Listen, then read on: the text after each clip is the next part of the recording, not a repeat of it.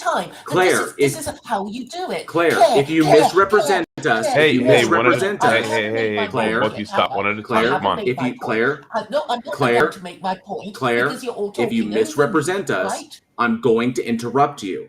This is not your stage. This is our stage. Yes, so if you misrepresent our position, I'm going to stop you. Because anything that you derive from that misrepresentation is going to be incorrect. Oh, okay, Jail, let her talk and then address the point that she makes.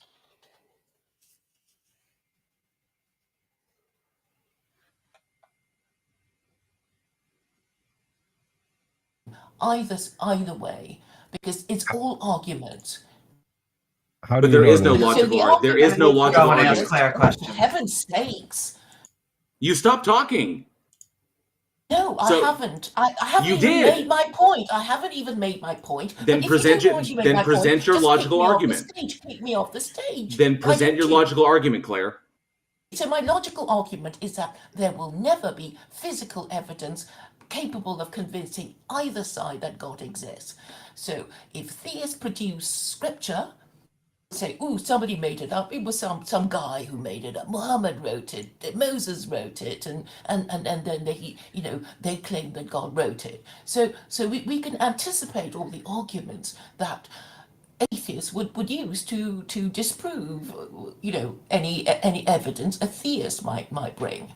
So what I'm saying is that the argument, it's only arguments. So it would have to be moral arguments because we have to consider that it can be interpreted either way. So I'm going to use Jews as evidence of God's existence because they are the world's most ancient and powerful tribe. They've been around for so long, and without Judaism, Jews wouldn't exist. Without Jews, there would be no Jesus for Christians to worship. Without Christianity, there would be no three global empires for Westerners to claim the world.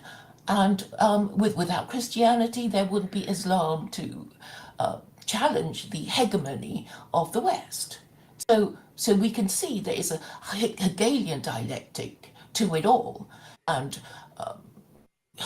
who's going to win? I think it will be the people who make themselves practice marriage and family values. They would at least be able to say, I'm part of this group, and the group that I'm part of has existed for X number of years, while the atheists will die childless and have no group identity to claim to be part of. So can I push back? That's my argument. The existence of God is just an argument of popularity? No, an argument of logic. So if we are that's not what you just said. That's not what you just said. No, Claire, what you just presented didn't even. Just because the Jews are in a particular position does not logically follow that a God exists. The Romans we probably would have had Eastern and Western. We did have a Western Empire even before Judaism or Christianity, and I don't think Christianity really is the key mark to our society as much as it's just freedom, secular values. And I also think you can have both liberal and conservative secular values. I think that we can have value, tradition, community, family, these types of things that they give lip service for. I think we can do it better.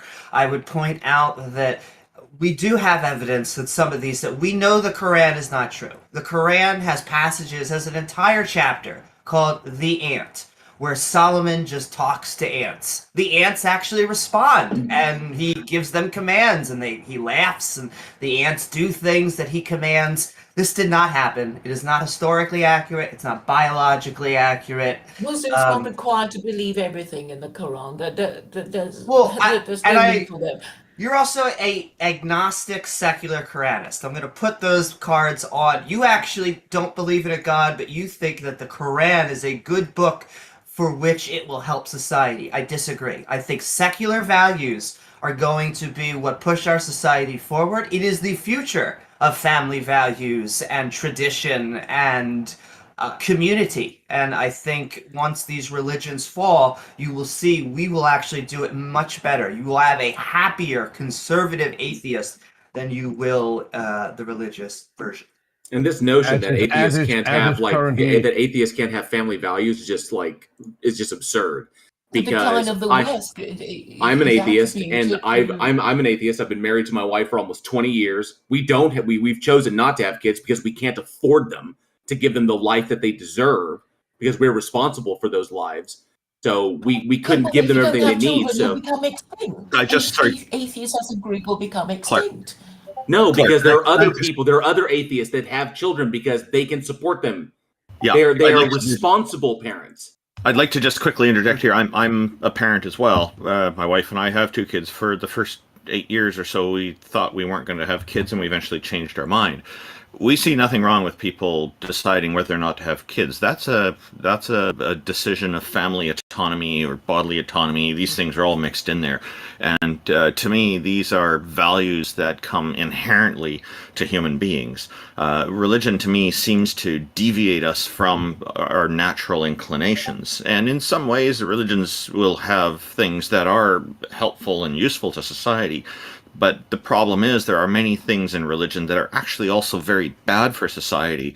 And so just like with reality, where we pick and choose what best suits society and suits our families and suits ourselves, the best way that we can, to me, is the superior value there. And religion shouldn't get an exemption to this. It should be where people are picking and choosing what they think is best society and themselves and their families.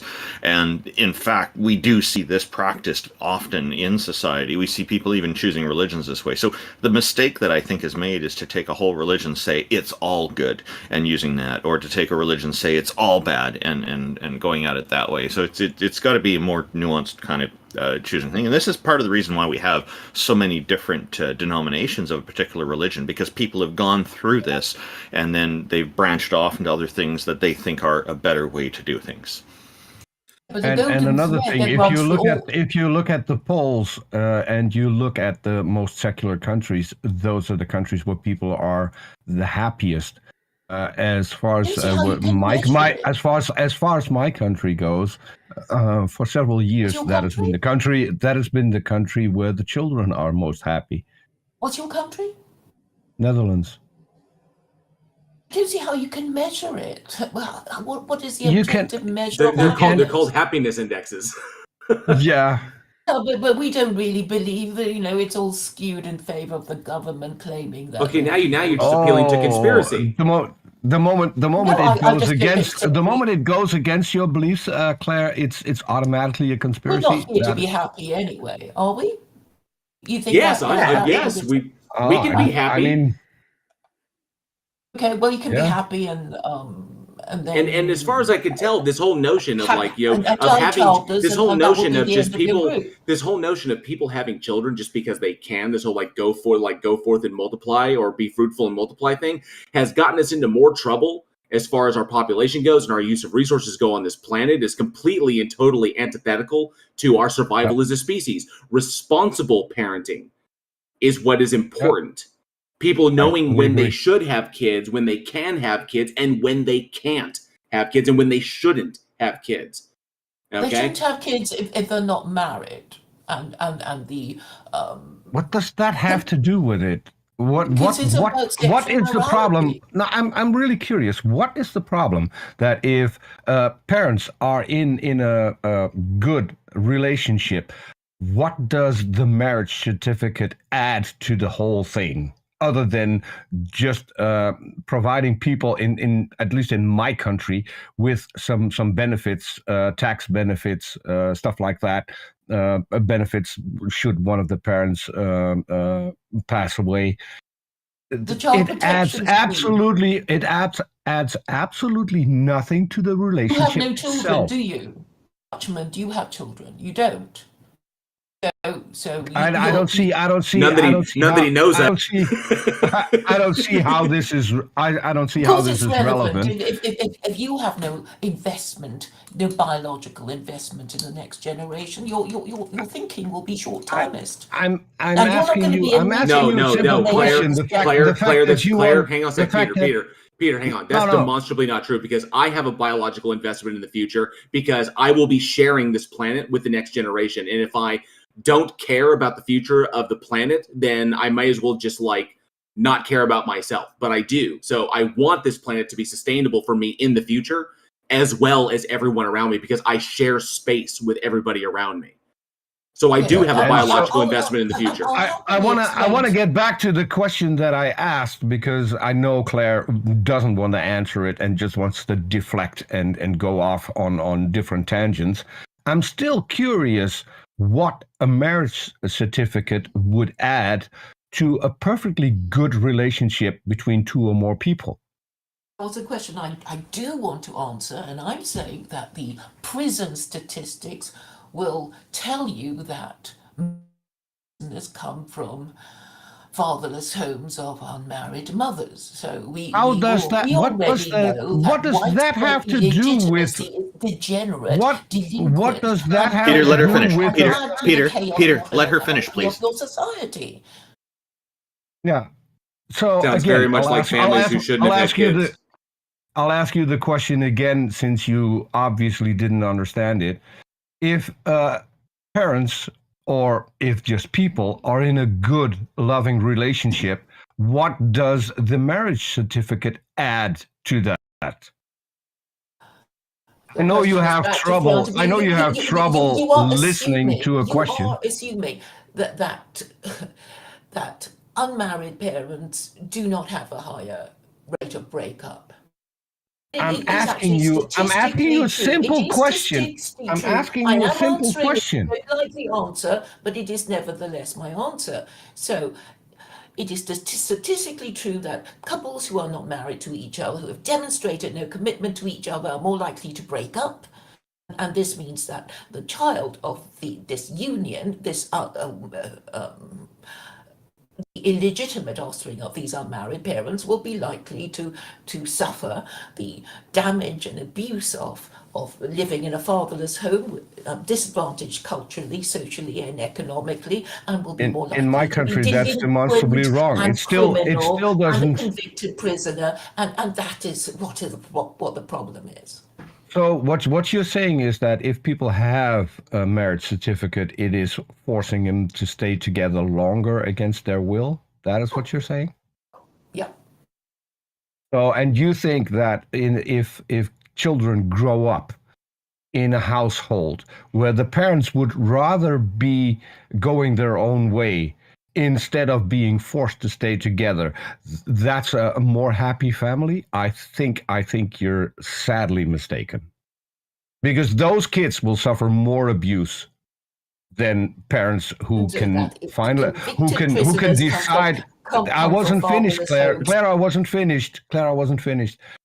Those children will suffer from more abuse than in being in a family where the parents, when the time comes, just can say, okay, this isn't working out, we need to separate, and then maybe even parents can find a new partner, and it works out better. It's demonstrably wrong what you're saying, that if you force people to stay together, then that will have a better effect on the children, because it's not. Children grow up in families where there's constant fighting, which sometimes even gets to the point of physical abuse. Children will suffer. Oh, the criminal statistics, the crime statistics prove you wrong. If you come from a fatherless home, you are more likely to end up being a convicted prisoner. This is something that you deliberately ignore. That's a point that I've made. I don't think you can ignore it. If you look up the crime statistics, you will find that most convicted prisoners. I don't see those statistics. I don't see those statistics in my country, but my country has kind of a strange judicial system, which has led us to having to close down prisons because we lack criminals, and even renting them out to Norway and Belgium. So I don't know what you're talking about. In my countries, I've never heard of such a thing. What you actually have such low crime that you have to close down your prison? Yes. Okay. Well, that's news to me. I will ask a Dutch contact of mine what he thinks of your. There are two. We we still have a prison which is actually considered Norwegian soil at this moment, where Norway sends us prisoners. We also rent out a prison to Belgium. You could those are things you can easily check. Just do a Google search. Does the Netherlands rent out prisons to other countries, and you'll find it. So I gotta, John, we're on this kind of tangent, but it's kind of like run away from what the point of the stage is. And going back to it is like, Claire, if you're an agnostic, so you're not invested in whether or not there's a God, unless you believe in one, which I don't know if you do or not. If you don't, then identify as a secular. The concept of God definitely not believing exists. in a God. Concept of God definitely exists. The concept exists. It doesn't mean that a God is extant to reality. But I'm saying we have a moral imperative. Oh, we're going to go ahead and move on to the next guest, Claire. We do appreciate you coming up. Do you have any last things you'd like to share with the group? Taco, just a sec. Before she goes, if you want to give her 30 seconds to rehash her view, that would be, I think, a good thing to do. Thank you. That's fair of you. So I'm saying that we have a moral imperative to obey God's laws, even if we doubt his existence, for the sake of social order and for the proper parenting of the next generation, so that you avoid suffering degeneracy in your society, and that means the decline and fall of your civilization. Thank you very much for having me, gentlemen. Claire, I have one question left after what you just said. If God doesn't exist, are we then following God's laws, or are we then just following people's laws? We would be following the laws of the patriarchy, because patriarchy cannot exist without the practice of marriage, and of people. Marriage is about forbidding and punishing extramarital sex. I just want to make this clear, Claire, because you said we need to follow God's laws even if he doesn't exist. If he doesn't exist, then it's not God's laws that we're following. It's human laws. Well, then you it's human laws that we're following, which then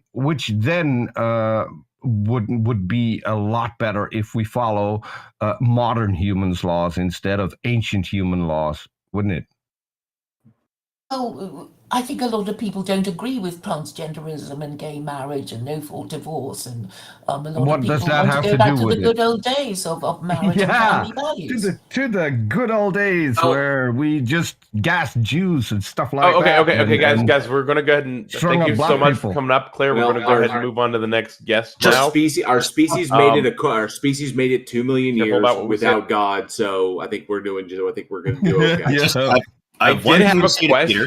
I do. Just a quick answer to Peter. You're saying if God doesn't exist, how can people follow God's laws? Perhaps they'd be following a goddess's laws.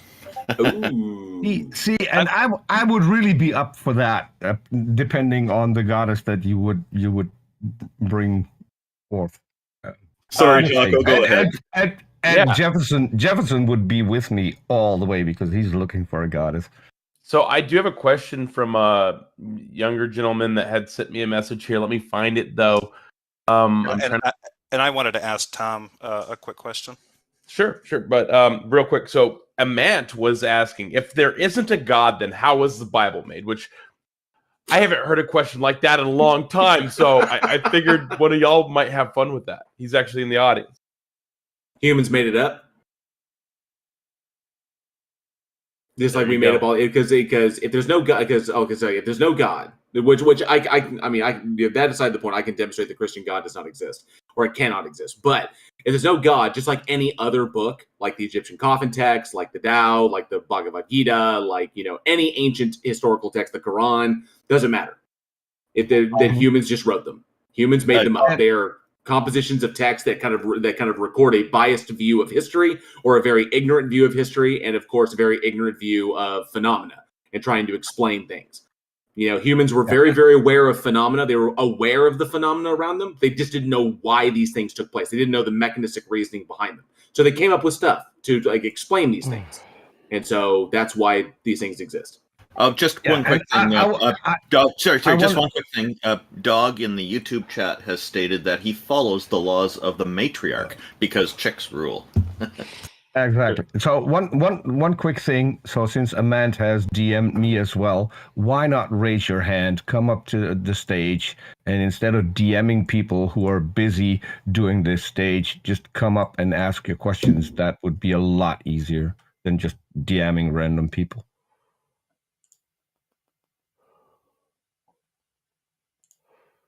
Then everything went silent. Is it okay for me to, Tom? I wanted to ask you a quick question, following up since Claire was on here. Did you had a debate with her? Yeah, like years ago. Years ago. During that, didn't she? Did she or did she not? Because I want to clarify this. Did she establish that part of her, like, if her ideology were to be the dominant one that a society should live by, it also includes public corporal punishment, like lashings and things like this? I don't remember. Okay. So I know that she has made a statement that she is in favor of secular torture. Not entirely sure what that means. So the thing to know about Claire is that she's starting a new denomination of Islam, so it's going to have some different rules than the other denominations. I can't imagine how that is going to play out. That's actually, that was not meant as a joke. That's serious. Oh, no. Just Tom's reaction to it. Tom, I think we both had the same thing in mind. It's just like. Oh no! Oh, good lord! All right. Hello, Erebus. What's going on? KWF. Erebus, KWF. I hope you're saying your name right. Welcome. Thank you for joining us. What have you got for us today? So, it's more or less a question. So, shoot. In some sense, would some of the beliefs be positives or negatives in general, like in a blanket term? Like some of the beliefs that things enforce, like the Quran and other things like that nature. It really depend on what those beliefs are, because some beliefs can be quite harmful and others can be harmless, and some can actually be advantageous for us. So it's really, I don't think it's possible to make a blanket statement and say all beliefs are bad. People who are, for example, inventing a new technology will have maybe motivated by a belief that this invention will help people, and then that's why they're inventing it, and the invention ends up turning out to help people. Would be an example of a good belief. I know it sounds a bit vague. A bad belief would be that everybody must be punished when they do something wrong, and then we know now in modern society that rehabilitation is a lot more effective. What was the question? I was hoping for a little bit more. Okay, Erebus, can you elaborate a little bit better, or elaborate a little bit more? Sorry. Like, it's kind of like, so like, would some beliefs be more beneficial to society? Like, in some term, would God exist? Like, not actually exist, but like, would his beliefs genuinely make life better for some people? Some beliefs, like not all. Well, there is a psychological utility that belief in such things, depending upon the God that you believe in. There is a psychological utility that can benefit some people. So, because I see people like look at like a placebo effect almost, where like their life gets better, even though it's kind of just in a. It was all from them just being better people overall and doing more things. It's Dumbo's feather. On like their religion. It's Dumbo's feather. They could always fly, but they needed something to like give them the motivation to be able to do so. So that it can be just the question just because the problem is that when you have that and then you're never aware and then you refuse to acknowledge you're never made aware of the truth, then that belief can then begin to influence other things or other motivations in your life. So it's about having that, but you can have that, but be intellectually honest about it. So, but yeah, there is a psychological utility, and I've always agreed with the fact that, in our most primitive times, unifying religious beliefs, like unifying all the people of the tribe under, believing one thing, get them all motivated into one direction, all supporting the same idea. These were good things because, it helped keep us cohesive, help us grow our numbers, survival in numbers. And yeah, there was a social utility, years ago, or we're talking hundreds of thousands of years ago, there was a social utility to these kinds of beliefs, and there is a psychological utility today. But as far as a society goes, they're not really necessary. I just say they've kind of like They're spent. It's an old concept that we don't need anymore. I have another question. Go ahead. So, how come some religions seem to like be more jokingly, as in like Greek mythology and stuff like that? Like people used to believe that genuinely, but now it's more or less a joke. Like, what do you think separates? Like, what do you think the main thing that separates that from other like theologies is? So there's the thing that I've been talking about quite a bit that I've been addressing on some of my channels, and I'd like to hear what other people on the stage think about this. So I'll try and nutshell this really, really fast. Is that as human beings have progressed through time, as we have developed better technology, we've understood the world around us better, then the gods and goddesses that we invented in order to explain the phenomena around us, we begin to understand that they don't explain those phenomena anymore. So we begin to drop them. So, for example, there was a time when we didn't understand what lightning was. So we create a god that was behind it, Thor. Now we understand that Thor doesn't create lightning. So we understand lightning. So we don't need Thor anymore. So as far as like the Roman equivalent to the Greek gods, Egyptian gods, or anything of that nature, we're so far beyond that. They've been relegated to mythology. We don't need them anymore because the things that those gods explained are all now well understood, and they don't need gods to explain them. We understand the reality of the phenomena itself. So gods themselves, as we've invented them through time, have adapted, evolved, mutated to kind of like survive the logical entailments of their attributes and our growing and more accurate understanding of reality. So nowadays, gods exist kind of metaphysically, outside of space and time, disembodied minds. They don't walk around with us, blah, blah, blah, however you want to describe it. They keep getting pushed closer and closer to the edge of the board. So as we've understood things, gods have changed, slowly but surely. And that's been the repeating thing through history, is that we see that as we understand more, we need the god less. So then we invent new gods, or the gods adapt and change so that they can then be applied newly in another way, so they can answer another question we don't have an answer for. But slowly but surely we answer those, and then the gods change again, or they get dropped off entirely. They get relegated to mythology. So that's pretty much been my take. So like we stopped believing in Zeus and Thor.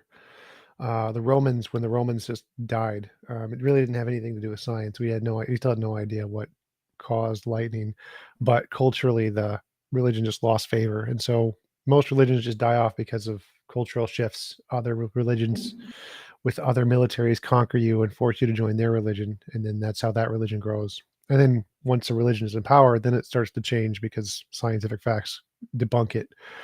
But I think the reason we're not Romans, because the Romans lost a couple of wars, and then so they're not in power anymore. And that's why we're Christian, because they won a bunch of wars. And technically, with the Romans, it was Jupiter, but that's neither here nor there. But but TJump's also correct. There's a cultural shifts, and like civilizations dropping off, new civilizations taking over, new cultures coming in.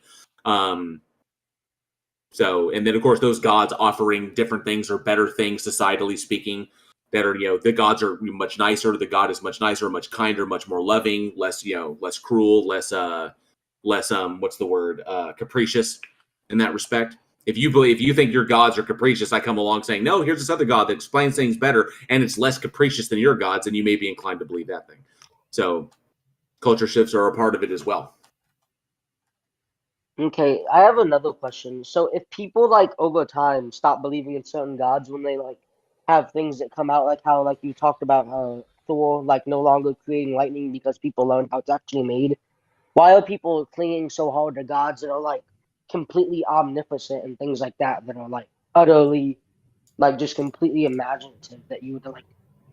From my experience, two things: fear and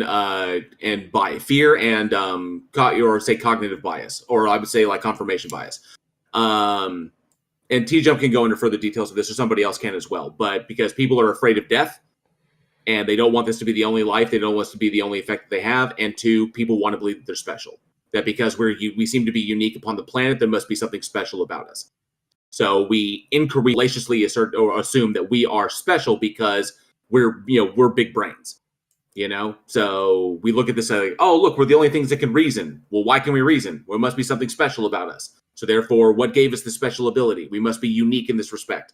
And then, of course, we're terrified of death, terrified of the unknown. And that's what kind of leads people to kind of cling to these things, because it gives them comfort for the yawning gap of nothingness that awaits us. They just want it to be true so desperately. So it's more or less a fear of what they, like their limited time of finite lifespan. And that feeds into it. We're going to die. You know, humans die. That's what it is. And if you haven't made something of your life and you die, then you will be relegated to history, just like the billions of people that came before you that you don't know and don't remember and have been lost to history. So, but that's just the reality of it. Erebus, if there was an eternity pill, would you take it? No. They want it.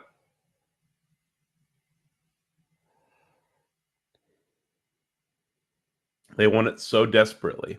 An afterlife of reward for good deeds or an afterlife of punishment for bad deeds, for misdeeds, like an actual like objective standard of like judgment and I guess like whatever, you know, like that. This gives people hope for their own lives. And it also like lifts them, or also alleviates them of the responsibility of their life here on Earth, because you know, for many of them, this life is just a stepping stone to the next thing. It's okay. Why do so many people buy lottery tickets even though they're all going to lose? They want the money. They want it so bad.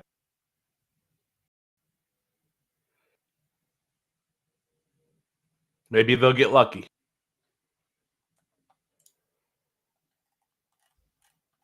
It's a desire for comfort, and the idea brings comfort, and the problem is too much importance is put on that. I think a lot of people, it really appeals to people to have a much more comfortable life, which is not a bad thing. But people often want it at the expense, are willing to put a lot of things that are necessary in life aside to get that comfort. And the promise of comfort, an eternal comfort, seems to be you got these fluffy clouds in a heavenly afterlife, or you've got a never-ending party in a hellish afterlife. There's or some people will see one is good and the other is bad, but they will do things thinking that, well, a bit of Pascal's wager gets in there, and people are saying, well, they better play their cards right so they can, if that comfort exists, then they'll get that. So they're trying to set that up for that. And it's a shame, because there's the thing about life from my perspective is it includes a whole gamut of these different experiences. If all we have in life is comfort, then we won't know it's comfort if without having the understanding of what the opposite could be like. And experiencing both, I think, is an important part of life.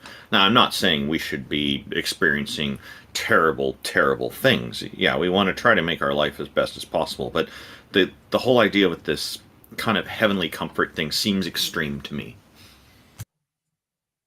Do you guys ever, like, would you ever feel pity when you think about the fact that these people, like, kind of live their entire lives in a certain way that prevents them from experiencing some aspects of life, just to die, and then, like, they just cease to exist, and they'd never know the difference? Only when I encounter them and I could see that they are actively fighting cognitive dissonance. Because sometimes when you're engaging with somebody, you can see you can see the battle within them, like the cognitive dissonance. There's a physical reaction to that cognitive dissonance. They, in their minds, recognize that the things that they're holding on to don't make sense. There's some sort of dissonance in their heads about it. And so, but they'll hold on to it nonetheless, just in case, either because they're afraid or for whatever reason, for whatever their personal reasons are. But that's the only thing that elicits pity for me. It's like, I see them, and I'm like, oh, you are in this cognitive dissonance battle in your mind, and you can't reconcile it. And then they refuse to do so because, oh, just maybe, if I just hold that into this irrational thing, that it'll pay off. There's a sunk cost fallacy, but you can see the effect it has on people's lives, on their minds, on their mental states, on their bodies, and that saddens me. They will spend 166 days of their life in church if they go to church every Sunday, 50 weeks of the year for about 2 hours for 40 years. So I see people do this when they join pyramid schemes and multi-level marketing schemes and different scams as well. They'll spend a lot of time and effort on these things with the promise that they're going to make a large amount of money for a more comfortable life again, I suppose. Maybe a motive. But it turns out that a lot of those multi-level marketing pyramid schemes are really not profitable for the vast majority of people involved in them. It's just the people who start them who tend to do really well with them because the way the money funnels around. I remember I was in school with one of my schoolmates. Later on, I caught up with him a few years after graduation, and he got involved in one of these big name multi-level marketing pyramid schemes.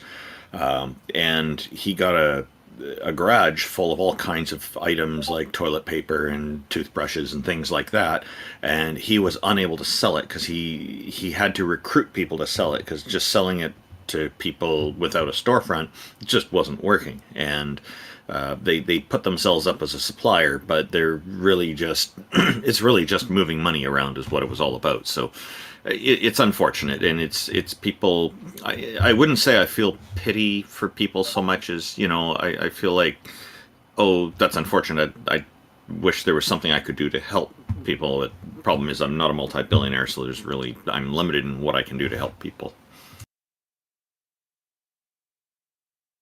What do you think the best way to combat stuff like this is? Education, critical thinking being taught in education, philosophy being taught is something that I'm a big proponent. I'm hugely in favor of. I think starting from kindergarten, if they did philosophy half an hour once a week, or even 15 minutes, just some very basic fundamental stuff that would be easy for a kindergartner to understand, would be a wonderful start. Imagine how much improved our society could be if people were thinking of understanding some basics of philosophy throughout their schooling, and also critical thinking, because one of the problems that comes up is a lot of people associate doubt with something that should be feared, and to me that's a major problem. That's a major cause of a lot of problems in the way people think about things.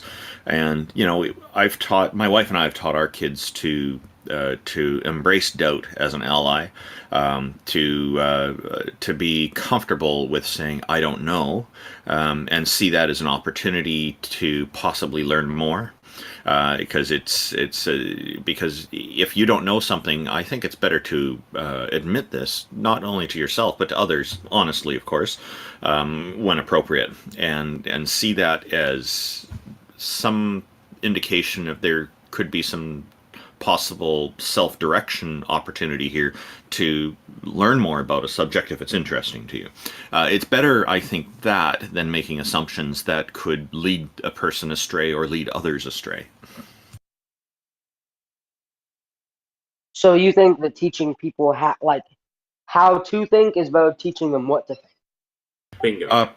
Well, I think they're two different things, and as a very important component of teaching people how to think is encouraging all these students in these classes to question the how to think part, and challenge it and test it, and learn how to do that for themselves, so they have the proper intellectual tool set to not just follow somebody saying here's how you should think and here's what you should think, but also questioning those things and really trying to put a rigorous test on it to try to understand and make these determinations for themselves. It's this intellectual sovereignty, I like to call it. That was one of the things that was impressed upon me by my own mother, and probably the thing, because my mother's a devout believer, and probably the thing that she regrets, because she raised my brother and I equally to, if you don't understand or if you don't know, ask. Never be afraid to ask. Never be afraid of not knowing something, because it's always an opportunity to learn more.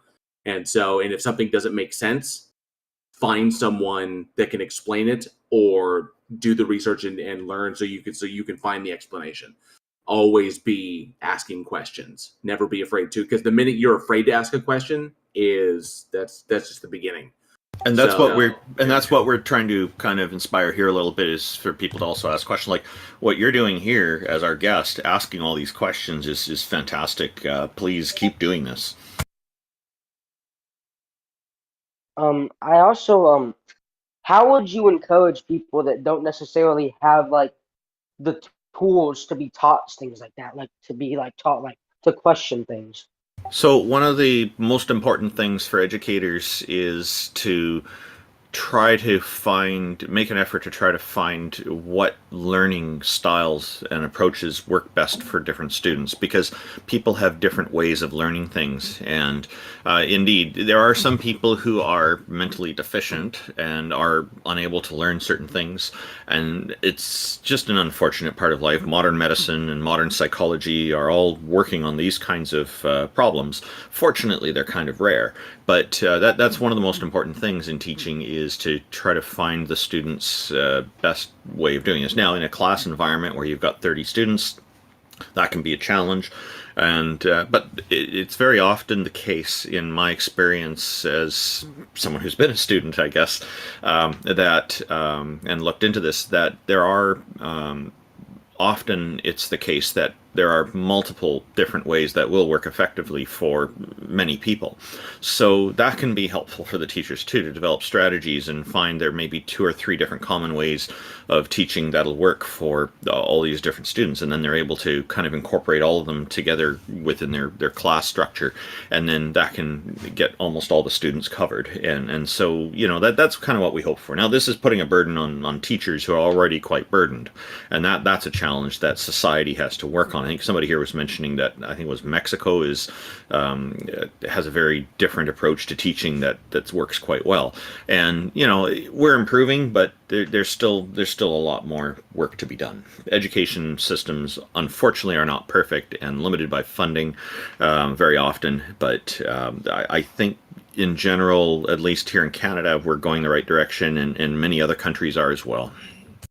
One of the people in my live chat, Freight Edges, brings up that it starts in the home, educating parents, and I think that it starts with our education system. Is that when you have, it's sort of like we've been espousing, it's education. When you teach kids how to think and not what to think, when you teach them how to think, how to approach things, you know, appropriately, that makes for better educated generation of young people who then grow up to be better educated parents, who then pass it on to their kids, and then so on and so forth. And so it's got to start with our education system, with a revamping of our education system. So that's where the heart of it is, because that's how you reach this next generation. Like I said before, teachers are the front line. So that's where you reach this next generation. That generation then grows up. They have their own kids. They pass it down to those kids, so on and so forth. So it's got to be there. So what would you say the best way to deal with kids that simply don't want to learn? Because I go to an inner city school, and a lot of the kids there just straight up refuse to like try to learn, and they actively want to disrespect the teachers and things like that. Okay, so there can be a lot of different reasons for that. There isn't a simple black and white answer to it. Sometimes there can be a problem with issues at home. There could be a problem with some other kind of abuse happening from somebody else. There can be other reasons for it. There could be some situation where their mind is really more concerned for a relative who's not feeling well and suffering with a serious disease or something, or injury or something. There could be all kinds of different reasons for it. They could live in a neighborhood that's got gang activity going on that's a bigger issue to them than having to go to some school. So the first step in this is trying to, I think, making an effort to understand why the student is this way. There could also be learning disabilities. I have 2 forms of dyslexia, one for hearing, one for reading. It affects words, not numbers for me. It's and that was a problem for me in school, and I had a French teacher call me stupid right in front of the whole class, and I was completely uninterested in learning in that class when that happened. I was already struggling, but after that I just completely shut down, and that was in grade 4, and I just kind of, that was it for me. I stopped, and I just kind of goofed around and made funny noises and made the other kids laugh. So they're understanding what the reason or multiple reasons are, and very often there can be multiple factors, is I think probably the very most important first step is in understanding what is going on with that person's life. And then working from there. Sometimes professional therapy may be needed. In the case of abuse, intervention from authorities and whatnot.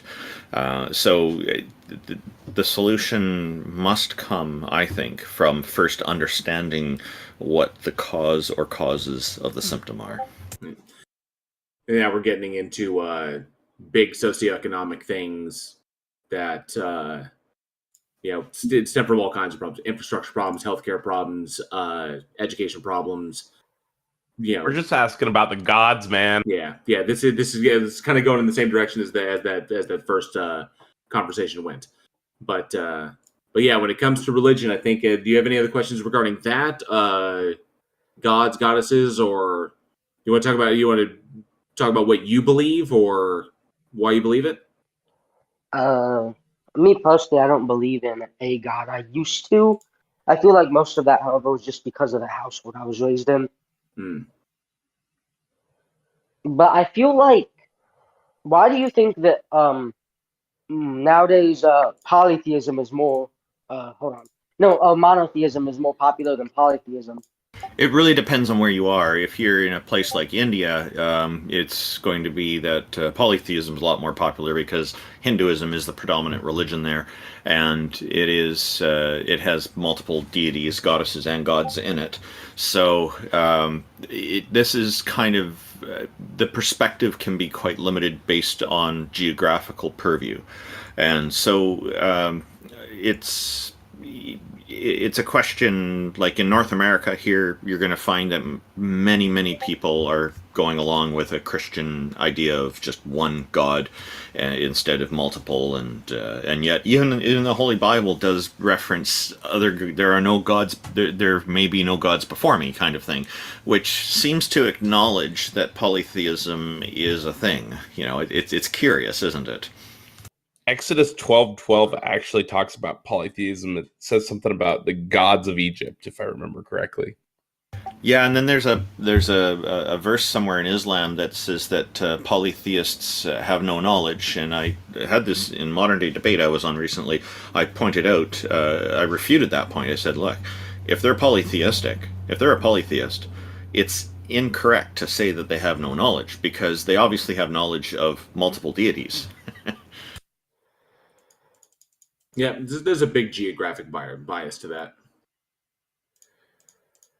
Well, so thank you for... what is your overall opinion about those who believe in religion but don't force it upon others? It's been like they're more or less passive about it. I think that's the most intellectually honest position that they can take regarding their belief, regarding their faith. They can believe what they want to believe. They have the right to do so. And I'm not going to, I would fight for the right to believe in that, because they can believe what they want. The point is just because they believe it doesn't mean everyone should believe it. It certainly doesn't mean that everyone should live by those beliefs, like influencing our legislation and stuff. So they want to believe it and keep it to themselves. Good times. Yeah, I think it's okay for them to kind of share the ideas as well. Where I draw the line, and I agree with JL on all this stuff, I just draw the line at when people are trying to impose it on other people. And right. Erebus, maybe we should move on to our next people in the audience. But, would you like to ask one more question or have some final statements? With your impression of your encounter with us here? We're very interested. We'd happily give you a minute. No. I have to leave now as well. Hey, thank you very much for joining us. It was a pleasure speaking with you. Thanks you so much for coming up. We do appreciate your time. You have a great one. She-Hulk wants to come up and chat with us. They're very interested in speaking. Yo, how's it going? Oh, She-Hulk, how are you? I'm good, thanks. What do you got for us? So, sadly, this won't be about religion. I'll try and keep this as brief as possible. Can you guys hear me all right? Yeah. I don't want to wake up my roommates. So sounds like I like debunking conspiracy theories, right? Like 9/11 stuff and all that. But I find there's still people that buy into a lot of conspiracy theories, like, I don't know, that the NSA is spying on everyone, right? Despite all the evidence that refutes that horseshit, they'll cling on to it. And so I wonder what you guys' thoughts on that, and like Snowden and all that debunked nonsense. Sounds a lot like Mango. Well, people typically hold on to things that make them feel special. Conspiracies and believing that you're like on top of a conspiracy, or believing you're like you have the knowledge of a thing, gives a sense of kind of superiority. And yes, I know the truth and nobody else does. Exactly. It's like I'm on it. I've got my finger on the freaking pulse, man. I see I get it for that. what it is. You know, they do the Dennis Hopper thing in Apocalypse Now. You know. I know I get that, but in terms of like these people think that they have evidence for it, right? So, for example, these nut jobs think that like leaked documents by Snowden prove that. When you go through and read those documents, they say the same thing the government said in 2013. The declassified documents match the same thing. The only one who's incongruent with all the record is Snowden himself. He lied about what the documents say if you just read them. And it got so that the public's reaction got so bad in 2015. They ended one of those programs that Congress authorized. What does this have to do with God? And made American security. As I just said, it doesn't. I was just curious since I was asked, you know, what other topic I want to bring up, and so I thought I would bring that one up. Okay. Do you think that religions can be a lot like conspiracy theories, or do you think they deserve to be in a different category? I mean, I personally treat them more as like as if it's flat Earth, right? You know, if you believe in God, you know that shit is explained away both through science, and of course, you know, you can trace back the origins of pretty much every religion: Christianity, Judaism, the Hindu stuff, all that, right? And then you got people that think the Earth is flat, people that think that the government spies on everyone. All this nonsense. It's all the same. Lack of evidence. It's just like a bunch of drinks with different flavors, then. How I view, yeah. Right? I mean, again, these people refuse to read those very documents they think supports their claims. And it's the same with, you know, people thinking, I don't know, the CIA did X regime change or X coup, for example, right? You can read through those documents, they don't sell it at all. It's very interesting when it comes to just the basics of fact checking. Other shit like, I don't know, fucking the 90% drone strikes hit civilians. Fake news. Right? Go follow along those sources.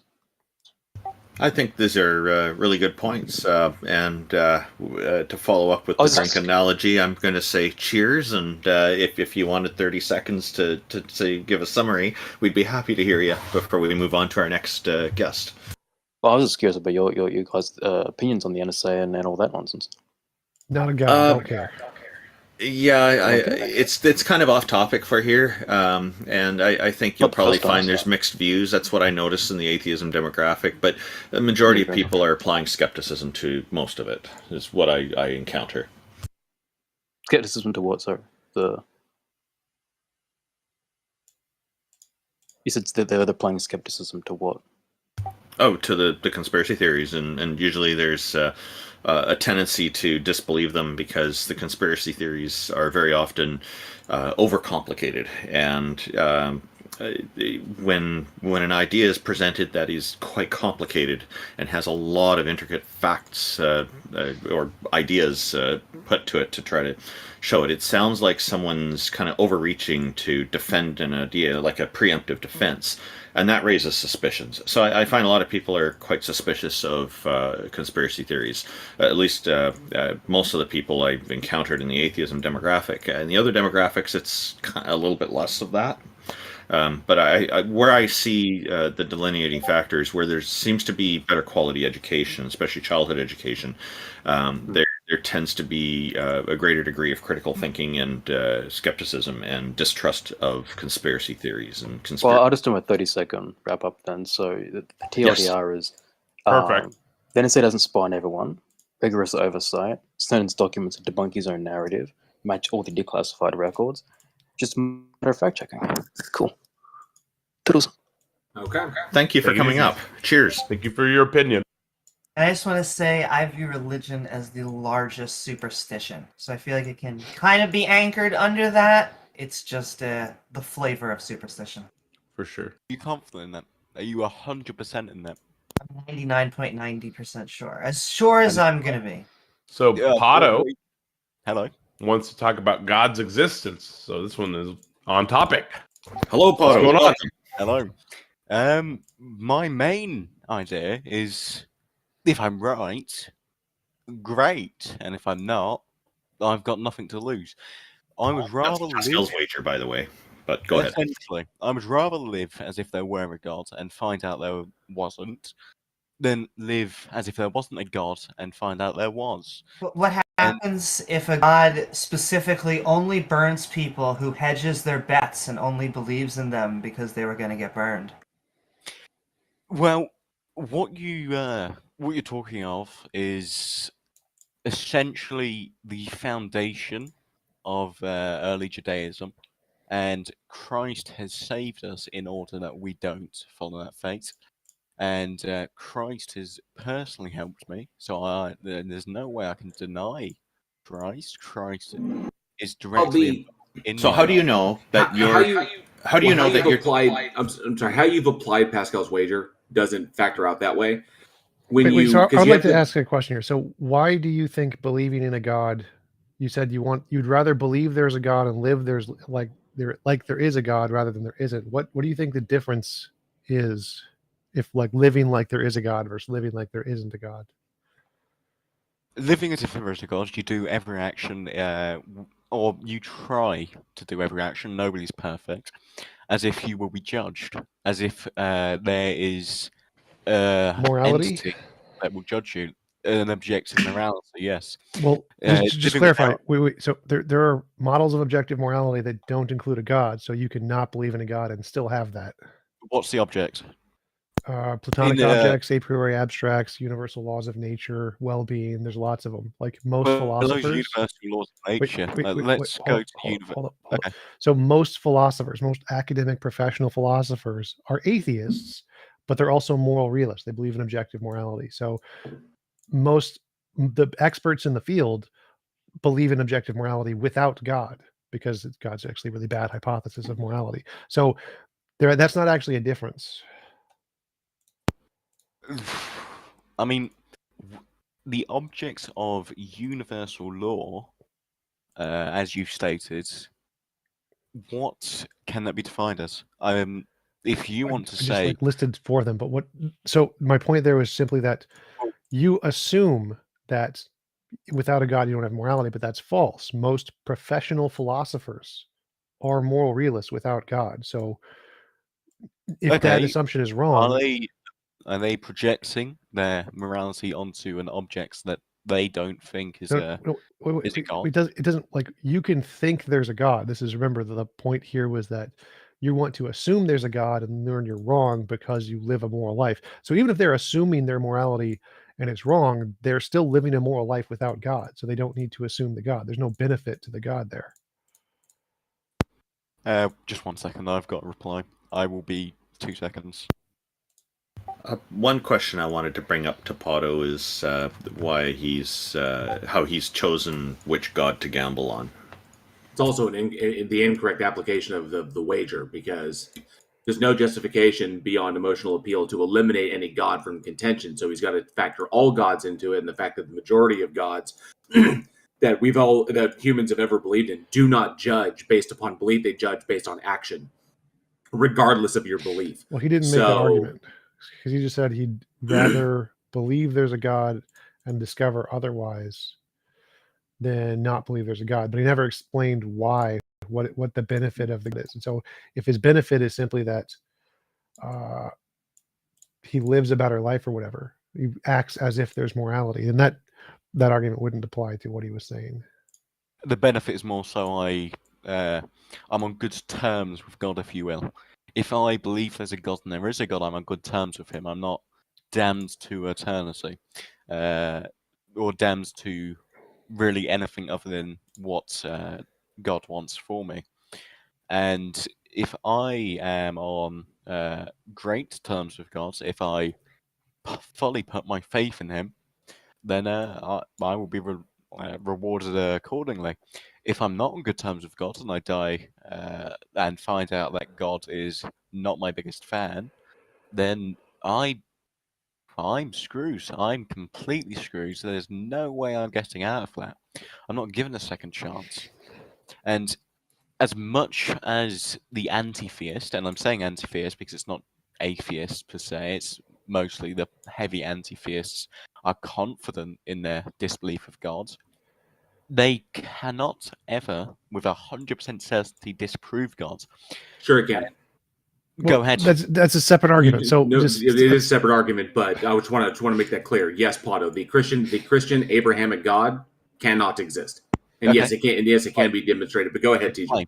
Well, so hold up. So what your argument was is that what the other guys were saying would apply to the current version you presented, that you assume that there's one kind of a God who would reward your belief. There could be other kinds who don't reward your belief, or a kind of God who only allows atheists into heaven because he only wants the rational ones who think about the arguments. And so belief there is a God doesn't have any probability that you'll actually go to heaven. That's zero. The probability you go to heaven, the probability you go to hell is the exact same for any belief until you actually have evidence that indicates one conclusion over the other. The same thing applies without a God. There could be a universe where there's a certain kind of dharma or karma or whatever. If you have belief X, you get the afterlife, and if you have belief Y, you don't. So literally believing in a God has no statistical effect on rewards in heaven or not. Well, I would tend to agree with you if I wasn't so set in my own beliefs, and I admit that I am biased. There's no way of removing that. However, what I must say is my discussion with God, my prayer, leads me to the full point that I am saved. I am under Jesus' salvation, and Christ has saved me. And I can understand that it sounds as if I'm a loony if you aren't of that belief. But when you are so heavy set in your belief in God, you know that the Abrahamic God is the only true God. And although there may be different interpretations of God... There's a problem right there. Saying that you're heavy set in the belief isn't knowledge. It's just confidence. So you have a lot of confidence, correct, but that's not knowledge. I'm not going to pretend it is knowledge. I'm just using it as a point to say, yes, I am biased, and yes, I have these beliefs. However, again, if you are set in your beliefs, then you know that the Abrahamic God is the only true God. Well, no, that's knowledge. That's know equals knowledge. So you can't. It's not knowledge just because you believe it really hard. Believing things hard is not knowledge. I don't think arguing semantics is the correct. It's not semantics. You said it no. Is semantics. You said I say no. I say no because you know in your heart that you feel. Know. That's not knowledge. That's feeling. That's feels. Would you rather say feel? Because I can say feel if you want to argue semantics. It's not semantics. It's a very important distinction to make. It's not have to take this term, but knowledge would generally be seen as justifiable true belief. So you have beliefs, and a subset of those beliefs are knowledge. Right, but under the context, you can clearly, if you're actually listening and you're not just picking out words, you will know that in the context it is of faith. Your knowledge is of faith. It is not set in verifiable facts. It's set but Pato, these distinctions have to be made, and they have to be very, very clear, because if they're not, then the wrong conclusions can be drawn from them. So when you say that you know, that implies that you have knowledge. Sure. Okay, not that now if you want to say you know that you feel, that's different, because you do have knowledge of your feelings and that you feel that it is true. So you know that you feel that it is true, not that you know that it's true. Sure. I would say have faith in. I won't say no. So you have faith in the Abrahamic God being real, and most people will come to that conclusion, even between the infighting of Jews, Christians, Muslims, whatever. They will know in their heart that the Abrahamic God is real, even if they think Jesus isn't God, or if they think Muhammad is the perfect man. How does this relate to your original? Because your argument was that you want to believe there's a God rather than not believe there's a God because it makes you feel good. Is that how your what I'm trying to say, and just give a quick summary so you can link it together. What I'm saying is, when there is the faith in God, and you believe that your God, which for most people is the Abrahamic God, is the correct God, then you will know in your heart that your wager is a good choice. Your wager on if I die. Just to clarify, it seems like what you're saying is it's better to believe in a God because your belief in a God makes you feel good. That seems to be like the structure of your argument here. Not necessarily. I mean, psychological utility. You certainly do feel better if you have a commanding figure, if you have a God. That is I'm searching for like a logical justification. Why would it be rational for a human being to prefer belief in a God versus non-belief in a God? And so far, the justification you've offered is, well, it makes people who believe they feel confident, they feel good about their belief, and that's the only change. Your beliefs, or would you rather be inconfident? What? Say that again. I mean, even if your beliefs are atheism, would you rather be confident or unconfident? Well, because, I'm confident in my atheism, so I also have confidence. Okay, so I don't see the issue in stating that confidence is a good thing. Well, no, there's no difference. So your original argument is you should believe or you like to believe in a God rather than non-God because there needs to be a because there. So I can say I like to believe in the naturalistic pantheism rather than a God because I'm confident in it. But that's not rational, and it applies to all the different hypotheses. So you could be confident in your belief in a God. Therefore, it isn't a reason for anybody to be confident in that belief. It's just you're confident because you like it, and that's it.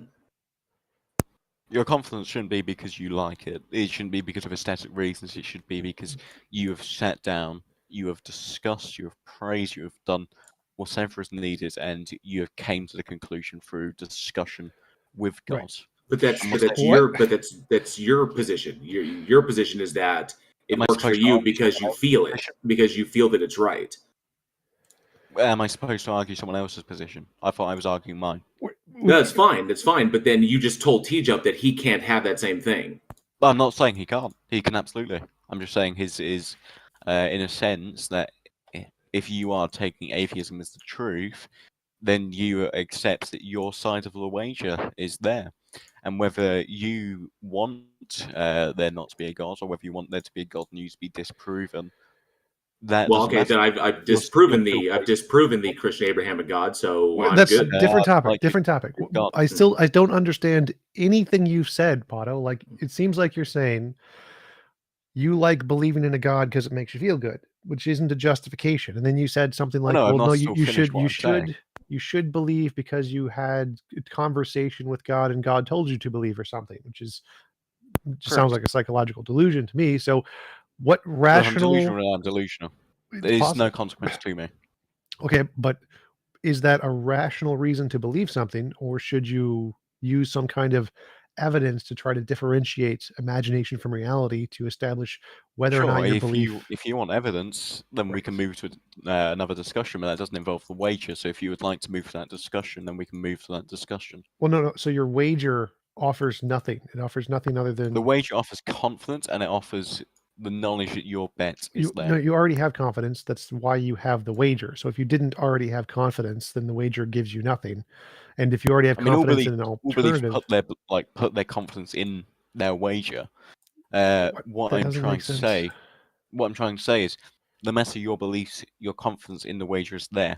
What happens there from now on is if your belief in that confidence is because of aesthetic reasons, as many pagans fall to, then it's not a good wager. If your wager came in via everybody has confidence in their position. What makes your confidence better than the confidence people have in pagans or the confidence people have in naturalistic universes?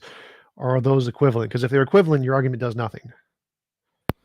Well, you can point to the fact that Jesus performed great miracles, and we know Jesus was a real person. Whether or not you think he was the Son of God is another matter. Assumes the truth of the Bible.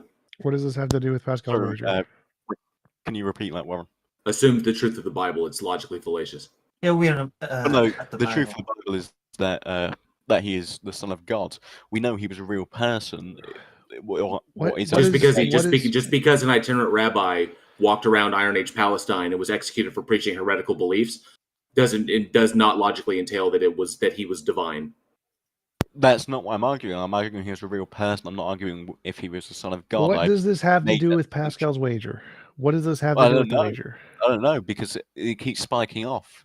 Well, no, Warren- that's what I'm asking you. You brought up the wager. You said you have confidence. That's great. And I'm saying everybody has confidence. I'd like a minute on uninterrupted then so I can properly convey my point of the wager.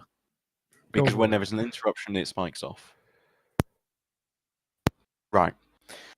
In that wager, all beliefs have their confidence in the wager. Your confidence shouldn't come from aesthetic reasons. It should come from thought.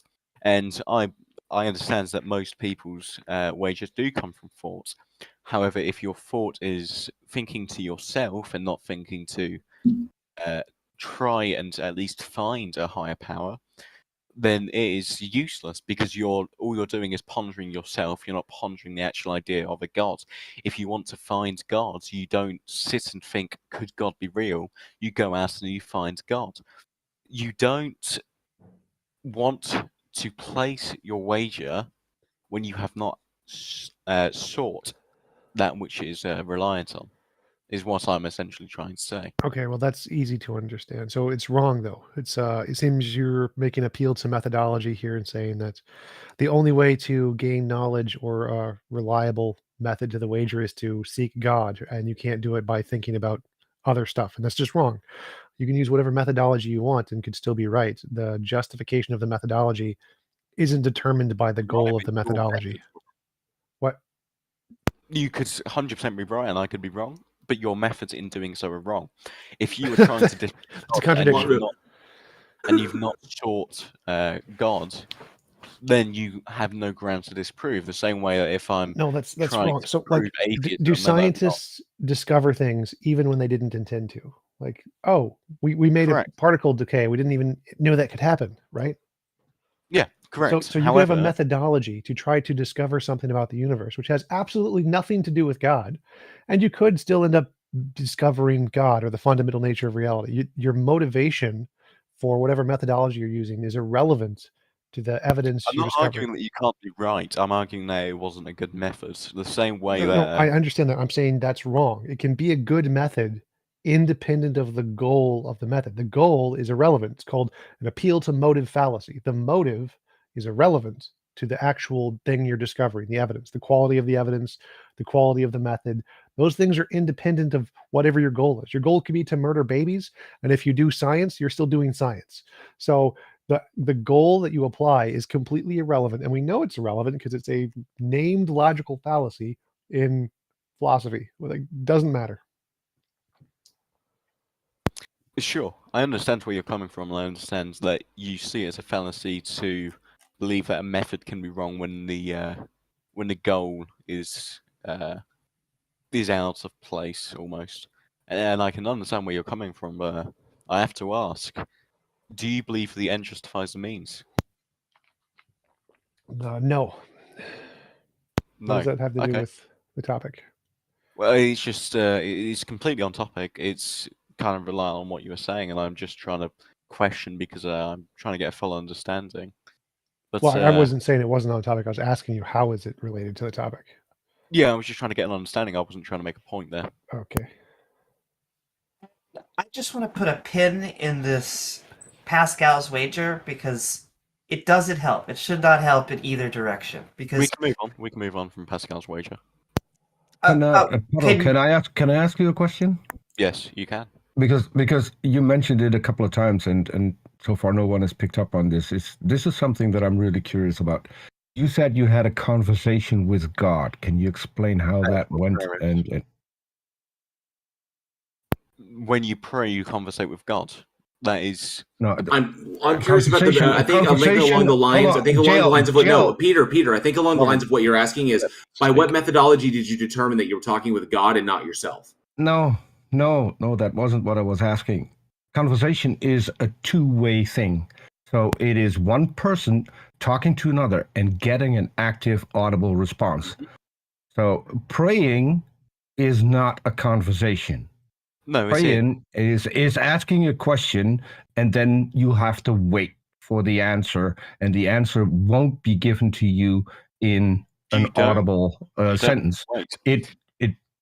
it will be an action, and that is whether or not you attribute certain things. Prayer. If your prayer is for an action, then an action will happen, and that's not necessarily a discussion. If your prayer is to discuss, then you will discuss. Because if you seek to discuss with God, then He will discuss with you. In what way did God respond to you? Was it audible? Was it how did God respond in this conversation? Would you like a general example, or would you like an example of a specific time? I mean, did you hear a voice, or did you hear a voice, or did you get a feeling? What we're doing here is a conversation. I'm talking to you and you're responding back to me. I'm just asking, that is what a conversation is. You claim to have had such a thing with a god, and I'm asking you how that went. Can you explain how that took place? You don't have to go into details or what the topic of the conversation was about, because that's not my question. Well, you seek first to have a discussion with God. You ask a question, you give praise, you do whatever, and you will be answered, and that can be audibly. It will a lot of the time be audibly if you are seeking discussion. If you're seeking action, it will be through action. But that discussion with God, you will be given the answers that you seek. You will be given the solace. Okay, that is not what I asked. You touched on what I asked, so I'm really curious. So let's say that you're going to seek and have a conversation with God, and I just happen to sit in on this. Would I be able to hear God as well? No, because it's not on an audible frequency to you.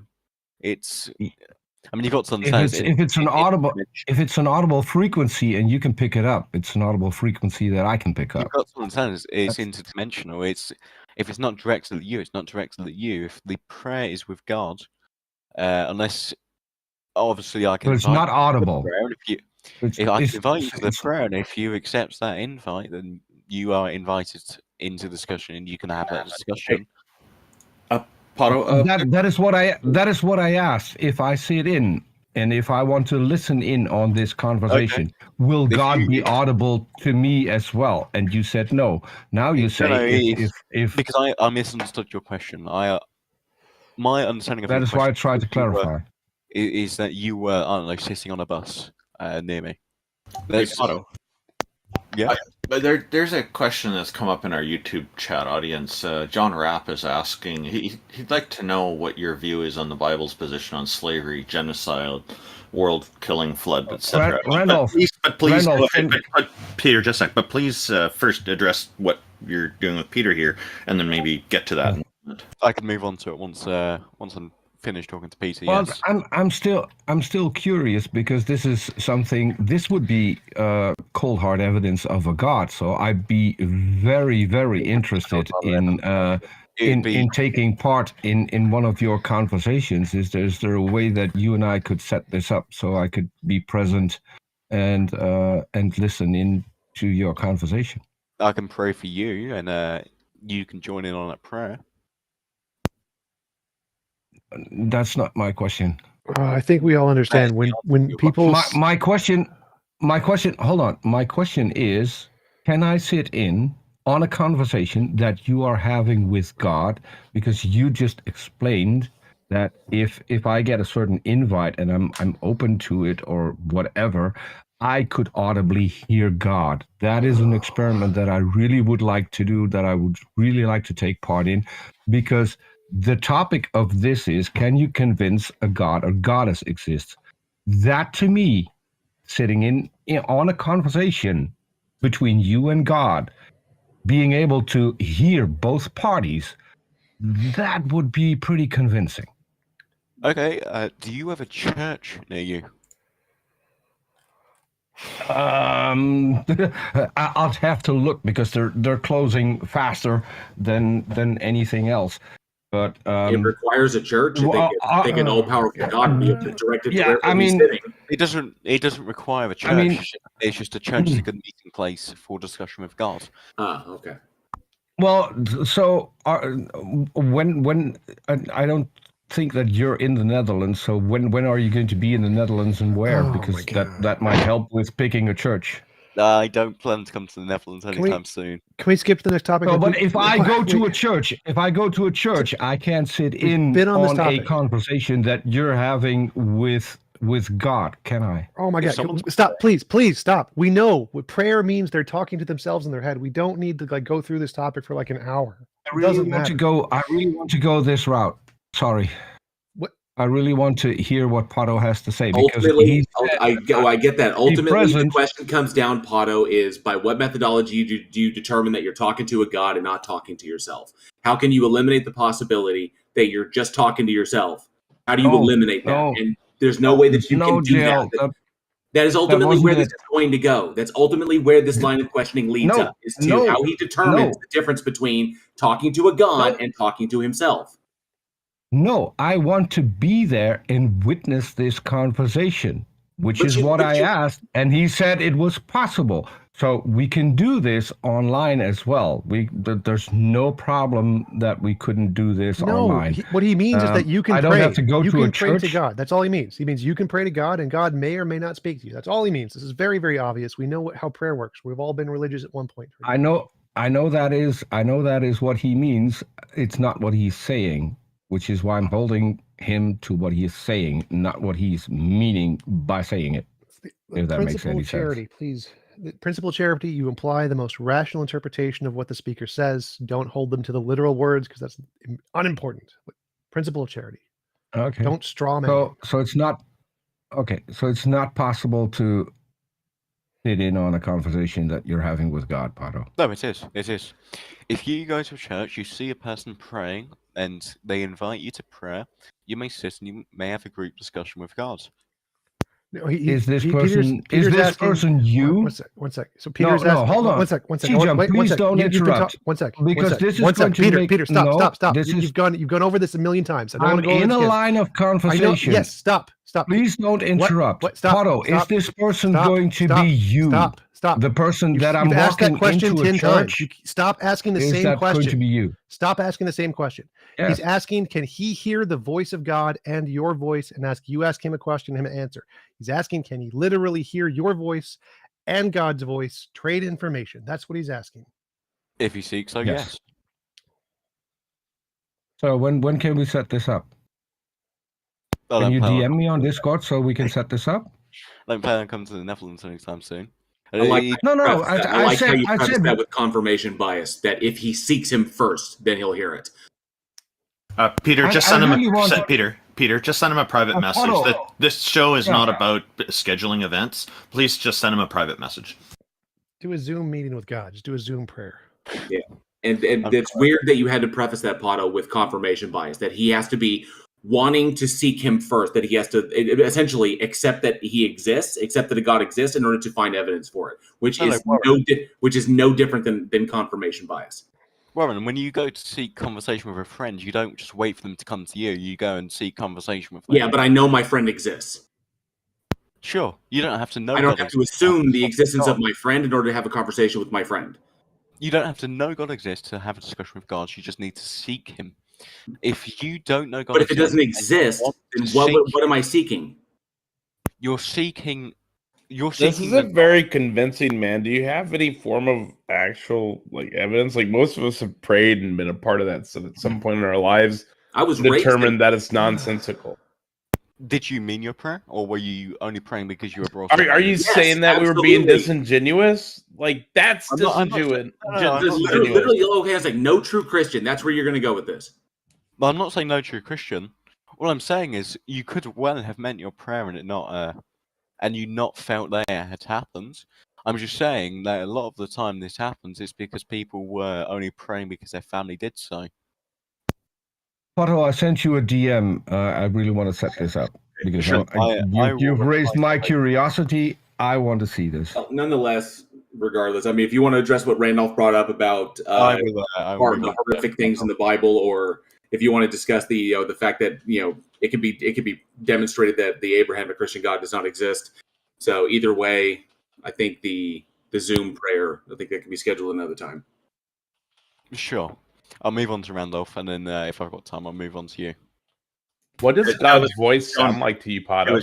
It was John Rapp who was asking in the YouTube live chat about that, what your views are on those atrocities that are committed according to the Bible.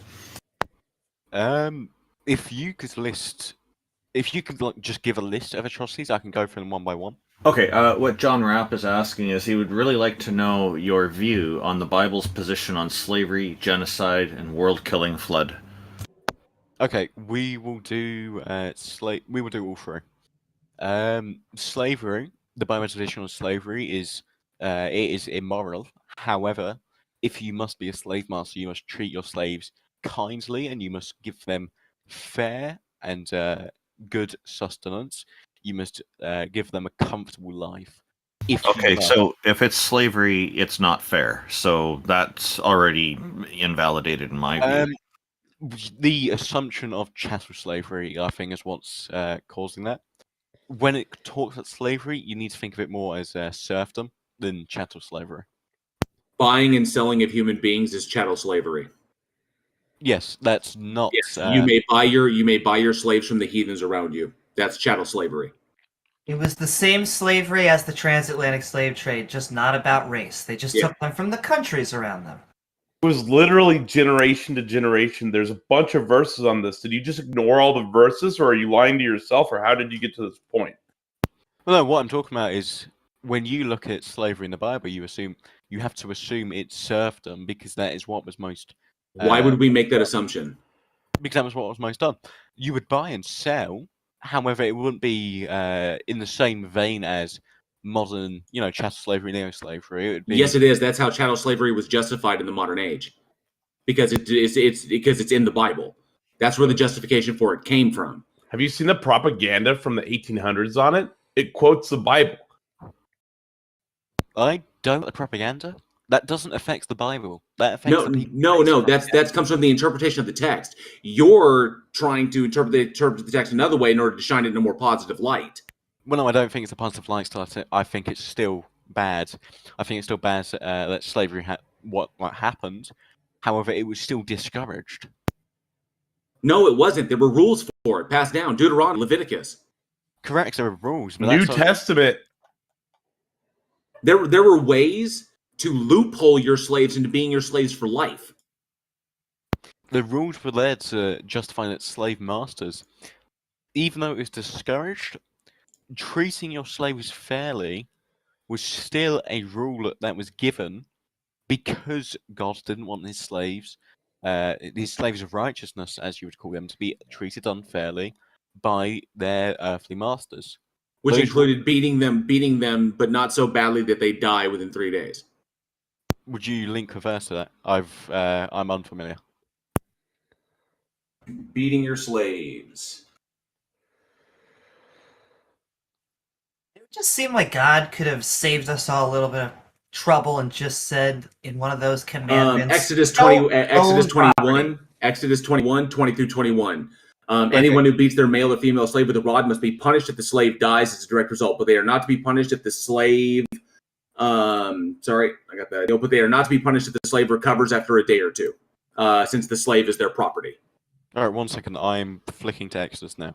Exodus 21, 20 through 21.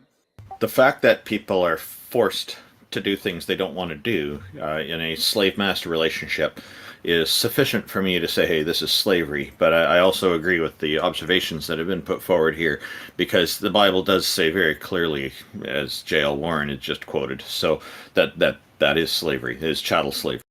They are your property.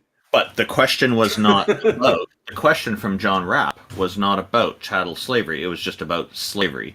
And so, anyway, I see that as unethical and immoral. And I guess once we're on that, we can quickly talk about genocide and world killing flood. Genocide, an example of genocide, in my view, would be the Amalekites, the attempted genocide against them, which seems to have been largely successful, unfortunately. And then also after that, there's the world flood that there doesn't seem to be scientific evidence for. Like these are all examples of the deity, I think, being pretty horrible, and the fact that we don't actually have evidence of the entire world flooding and covering every mountaintop, that's a huge amount of water, to me seems that is sufficient reason right off the bat to have serious doubts about believing in this God. It certainly doesn't convince me. Like one of the big problems with that is that if there was that much water on our planet, it would squash everything. It's just the weight is just too much. As people go deeper into the ocean, the equipment that we use to go down deeper has to be stronger to withstand the pressure, the force of all the weight of all the water above. So, the idea that fishes and whales and all these things didn't need to be on the ark because they could just swim around is ridiculous, because they'd be dead from all the changes to the environment. But yeah, you're just going to address the slavery thing first, I think, and then you can quickly move on to genocide and world flood if you like, and then we should. I'll finish up. Wait a minute, can I provide a cool fact about the flood? Go for it. So if that amount of rain actually happened, it would have superheated the planet and turned the oceans into boiling whatever and basically sterilized the planet. Oh, really? Wow. Yeah, there would have still been extremophiles, and it probably would have re-evolved at some point, maybe, possibly, but it would have basically sterilized the planet. Basic fluid dynamics also disprove this thing. We understand fluid dynamics and aerodynamics. That much water on the planet it's not possible. It did not occur. We know that for a fact. So, unless you want to appeal to magic. Okay, we'll move on to genocide in a minute, and then we'll move on to the flood. When we move on to the flood, we can talk about the floods. For now, Exodus 20. Exodus, I think it was 21, 20 through 21. Yep. Where it says that the slaves are your property. I will read through this. When a man strikes a slave, male or female, with a rod, and the slave dies under his hands, he shall be avenged. But if the slave survives a day or two, he is not to be avenged, for the slave is his money. When men strive together and hit a pregnant woman so that her children come out, but there is no harm, the one who hit her shall surely be fined, as a woman's husband shall impose on him, and he shall pay as the judges determine. So we are looking at this. It obviously looks quite bad. If we turn a page before, these commandments are to the Hebrews.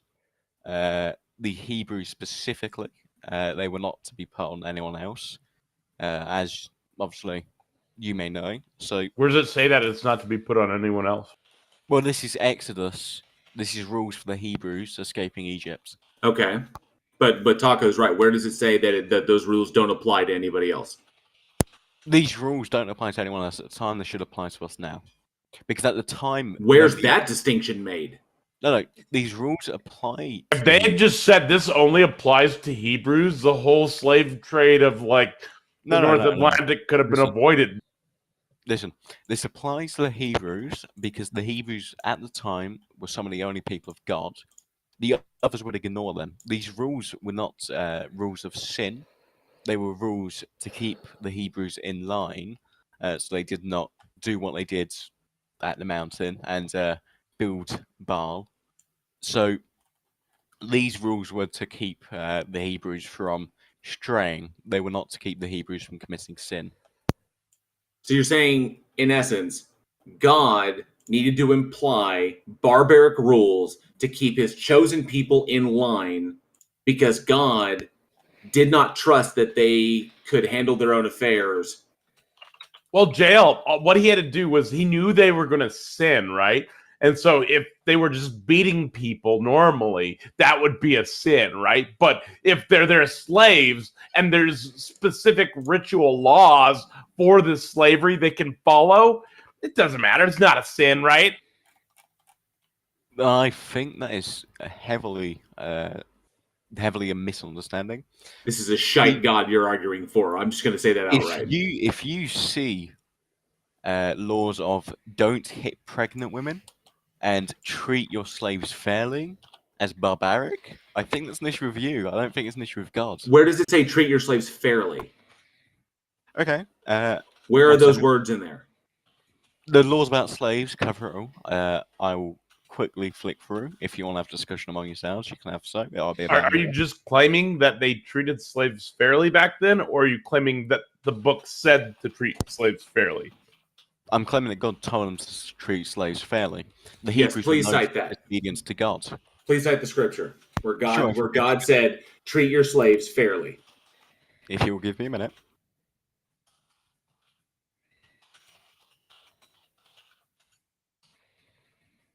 And then please, juxtapose that against Paul saying, all slaves should obey their masters, even the cruel ones. Right. We're going to start at the very beginning. We're going to start at verse 1. Now these are the rules that you shall set before them when you buy a Hebrew slave. He shall serve for 6 years, and in the 7th he shall go out free for nothing. If he comes in single, he shall go out single. If he comes in married, then his wife shall go out with him. If his master gives him a wife, and she bears him sons or daughters, their wife and her children shall be her master's, and he shall go out alone. If a slave plainly says, I love my master, my wife, and my children, I will not go out free, then his master shall bring him to God, and he shall bring him to the door or the doorpost. And his master shall bore his ear through with an awl, and he shall be his slave forever. An awl? Yeah, that's that loophole we were talking about. In order to take your slave who would be temporary and make them permanent. No. An awl is used. It's a stitching device, as far as I'm aware. An awl is a nail. Did you just describe chattel slavery? That's chattel slavery. This is specifically saying if the slave says he loves his master, then he will keep to his master. Do you think a slave would not say that if they were in love with the wife that was given to them? In order to keep his family together? If the wife was given to him, and he says he loves his master and the wife, instead of just saying he loves the wife... Well, no, if he says it, but if he loves the wife but doesn't love the master, would he just say, well, I can deal with the cruel master so long as I get to stay with my wife? I don't see what you're trying to say. If I have a slave, and that slave's going to go free in 6 years, okay, and then I give that slave a wife, and they get married, and they fall in love, and they are together. Then the 6 years comes up, the year of Jubilee, and then that guy's he's got to go now. But he doesn't want to leave because he doesn't want to leave his wife. He doesn't like me because I'm a shitty slave owner, okay? Because, I'm a slave owner. But he doesn't want to leave his wife because any kids that they had and the wife are still technically my property. But he doesn't want to leave them because he's their dad, okay? That's his children. So he says, yeah, I love my master. And he just says that so he can stay with his wife and his kids. That is a loophole that is utilized to keep them in bondage forever. If you were using a loophole to be a loophole, then you're going to be punished accordingly, because it was the backbiters essentially who would be punished the most on Earth. This isn't at all in regards to the supernatural punishment. This is entirely on Earth. So what is said essentially is, if you are using a wife as a tool to bring in your slave, and your slave is a man of God, God obviously will tell you, will tell the slave even, that it is not his place to take that wife, because that wife will entrap him. The God protects those who Okay, where's the record of that in the Bible? Or is that an assumption you're making in order to justify the position in the Bible? No, that's not an assumption I'm making. It doesn't justify anything. It is clearly stated, Psalm 91, in fact. If I can just flick through, if you'll give me a bit of time.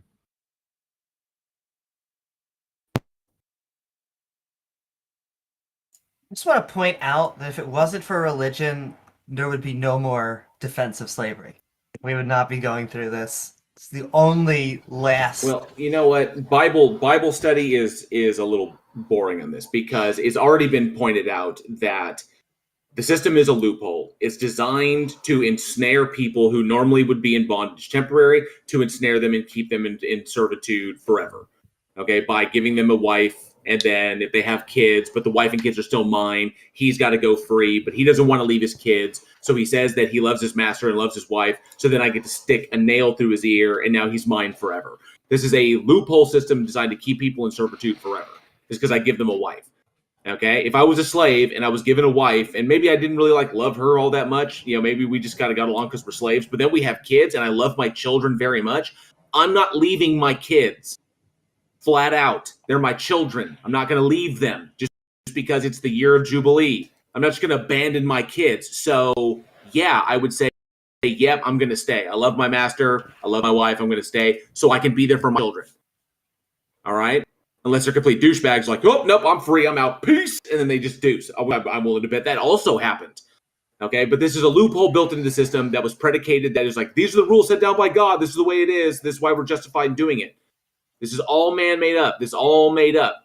And the fact that your Christian God doesn't actually exist because it can't exist by definition, then why? It's all made up by human beings. So why did we even get on this? I think tangent? the Bible study. I think we're done with the Bible study. We shouldn't. Okay, we can move on from slavery if you want. I don't want to. This was a relevant question from YouTube. It has absolutely nothing to do with the topic. We get back to the topic, next speaker, evidence of God, or something. Cool. Well, thanks for coming up, Pato. Do you have any last words you'd like to say? Last words. God bless you all. Have a good day. Have a good day. If you ever want that demonstration, Pato, let me know. You can message me on the channel or email me, but we'll demonstrate how your Christian biblical God does not exist. Thank you, Pato. Pato, check your DMs. Okay, thank you for coming on, Pato. Who's next? I can't read this name, but what's your name, man? Zaim. Hey guys, how you all doing? What's going on? Pretty good. How are you? How are you? Yeah. First of all, my vocabulary is not really good, so English is not my first language. I'm going to try my best to explain you guys. You're doing quite well, so don't worry about it. So same for me. Don't worry. Yeah. Okay. The God I'm going to argue here is Islamic God, independent. You know what I'm talking about, right? So I'm not going to be responsible. I'm not going to represent any of the gods or any other religions. And I would request you all to give me some time to make all my points, because otherwise I would forget. Give me 15 to 20 minutes. No. 15 to 20 minutes is way too long for this. Okay, how about 10 minutes? Keep something short. If you keep it under a couple of minutes, that would be great. Yeah, I'll try. You're not representing a god. You're not. Do you? No, I'm representing only Islamic God, not any other God. Okay, so Allah. Okay, gotcha. Also, I will say when people aren't live, they don't realize how much 5 or 10 minutes are. But a minute or two is actually a good solid time frame. So a minute or two, it's yours, Islamic God. What you got? The other guy, he spent 1 hour here, so I'm allowed to do at least 5-10 minutes. You're good. So you have evidence for Allah. Please present your evidence. What I want to do is, I want to make a point of how many arguments there are for the existence of God versus how many arguments there are against the existence of God. This I want to make a point of. Well, so why does that matter? Because then it would be you have more reasons to believe in God than to not believe in God. Hang on. Sorry, Zaim. Yeah. I have no reason to believe in God because I can demonstrate that it doesn't exist. Wait. So what does Allah? So in the face? No. I'm asking this. TJump, I'm going in a direction. TJump, I'm going in a direction. Let me finish. So if I can empirically prove, if I can empirically demonstrate that the God does not exist, what hope does any argument have in the face of that? Wait, I want to address what his actual point here. That's where I'm going. That's the direction I'm going. TJump. No. Look, man. Not everybody gonna believe, even if you can prove. You still have flat earthers. What you gonna do about them? I can't prove you all, bro. Even if I can, I can make arguments. I can make points. I can't convince you. I can't prove you, bro. That's up to you. Okay, no. But no. See, this is where I was going, TJump. But Zaim, what's the name of the stage? What? Convince us. Yeah, I can't convince you. I can only make points. You just said that you can't. And you just said that brother, I I can't be certain that I can convince you. I can try, so I'm gonna make points of that, right? No, he made a good point. He made a good point, which is the number of arguments. He said the number of arguments for God is greater than the number of arguments against God. That's fine. Yeah. So like, even if we have like the most common platform we use to fact check the articles is we use Wikipedia. Even if we go there, you can find the list of arguments for God. One sec. So I agree. The list of arguments for God is greater, like academically published list of arguments for God is greater than the arguments against God. That's true. But arguments, the fact that they exist isn't evidence that they're true, right? You can have an argument. I just want to mention all the arguments we're very, very familiar. You can just give a list of them. I know them: teleological, ontological, moral, all kinds. Okay, I'm just gonna give you a list. No, I don't want the list. I want to know why you think it matters the number of arguments, because I can make infinitely many arguments that God does not exist. Making up a bunch of arguments doesn't add evidence. The number of arguments. Okay, I'm gonna tell you all the most strongest of the arguments against the existence of God is this: that if brother, if you don't want my points, then how can I even say anything here? I want you to tell me why the list matters. Why does the list of arguments add up to evidence? A list because of from our point of view. Our point of view, if you add up a bunch of crap, it's still going to be crap. Like you could give us 1,000 crappy arguments, they're going to be. I'm not going to talk about no crap here. Like, what I'm saying is that there are like hundreds of reasons to believe that there is a God and to know and to acknowledge that there is a God. Then there is not even like one solid point to believe that there is no God. So I just want to like mention all of it as a whole. Like you will have the whole image of how much of a difference there is and how wise it would be to believe in a God and to eliminate the risk of not going to hell. So like 0 plus 0 plus 0 is still 0. So even if you have 1,000 zeros, it still adds up to nothing. Look, I'm not going to give you 0 plus 0, man. I'm going to give you 1 plus 1 plus 1. Wait. I understand. Valuable. I understand your argument. I'm just trying to help you understand here. So if you said there's a lot of arguments for God's existence, but if they're all very small numbers, like if they're all 1, then you have like wait. Just listen. Just listen. Stop. Just listen. So if you have a whole bunch of arguments that are very, very small, and they add up together to be very, very small. So if there's 0.0001 plus 0.001, 0.002. So if you have one argument that's very, very strong, like something that's God is a round square or something, and that argument would be a bigger number. That's like 100. Yeah, so true. Definitely agree with you. Wait. So if there's one argument that's very strong, it's better than a whole bunch of arguments that are very weak. Exactly. Right? But there are hundreds of evidence who are very strong against the argument of non-existence of God. I just want to mention those. That's it. Hold up. So the point here is that the number of arguments is irrelevant. What matters is the strength of the arguments, right? So who cares how many arguments there are? We want to know what is a strong argument. I never said that they're weak, bro. I said they are strong. No, I understand. I understand. What you said was there's a lot of arguments for God's existence. We don't care about that. We just want to know a strong one. Give us a strong argument that indicates God more than not God. Okay. So here's my request. I just want to this is my request. Would you allow me to mention all of the strong points, like all the strong arguments? Is it allowed here? Can I do that? No, Zayn, pick your best. I've been through every single one. I'm gonna name them all. I'll try to name them all in 1 minute. It sounds like what you're about to do is just say kalam and cosmological argument. We know those. Not that. Stop. No, not just kalam. Stop. So I've been through each and every one of those arguments. I know where each and every one of them is wrong. So okay, maybe you've been through, but not everybody. I just want to make stop. I don't care about the names. Right. What I want is to go through one of the arguments to try to find out, is it a strong argument or a weak argument? Is it one of the big numbers or one of the small numbers? So give us an example of one argument that you think works as a good number, and I'll see if I can show it's not.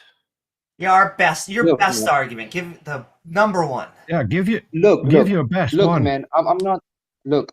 If you have several good ones, pick the best. Don't deflect. Listen, just pick the best. This is like when I came, I told you guys that what I want to do is I want to mention those. So if you can allow me, I don't want to debate. I don't want to reason one argument and you're not wasting your time. So pick your best and let's go from there. Here, let's compromise. Pick 2 of them. Pick 2 of your best. No, man. No, this is not what I want to do, man. I want to, because my point is that when I will mention all of them at once, No. it will almost No. convince you, because this is what it's about. Let's It's go- about If who they're is all God, bad God, or arguments, God as why it is. would they convince us? Wait, If it's just so- a bunch of yeah. bad arguments, why are they going to convince us? Try one. No, I'm just, Try one. bro. If we go over them one by one and just go down the line, what's the problem? No, yeah, that's what I'm saying. Like, I just want to name them. Like, I just want to explain. No, I'm you not wanna going to gish- elaborate. that's you wanna called a gish shotgun gallop. fallacy. You That's wanna a gish gallop shotgun fallacy. and- Shotgun fallacy. It Just doesn't naming them even is take nothing. like 2 minutes, bro. No. It doesn't even take 2 minutes. We Okay, want I'm to gonna- Like, you hear can't give me 2 what minutes you on think. stage. I'd like to suggest something. I think like the fundamental problem here, and what I'm going to suggest is that you maybe bring your best argument.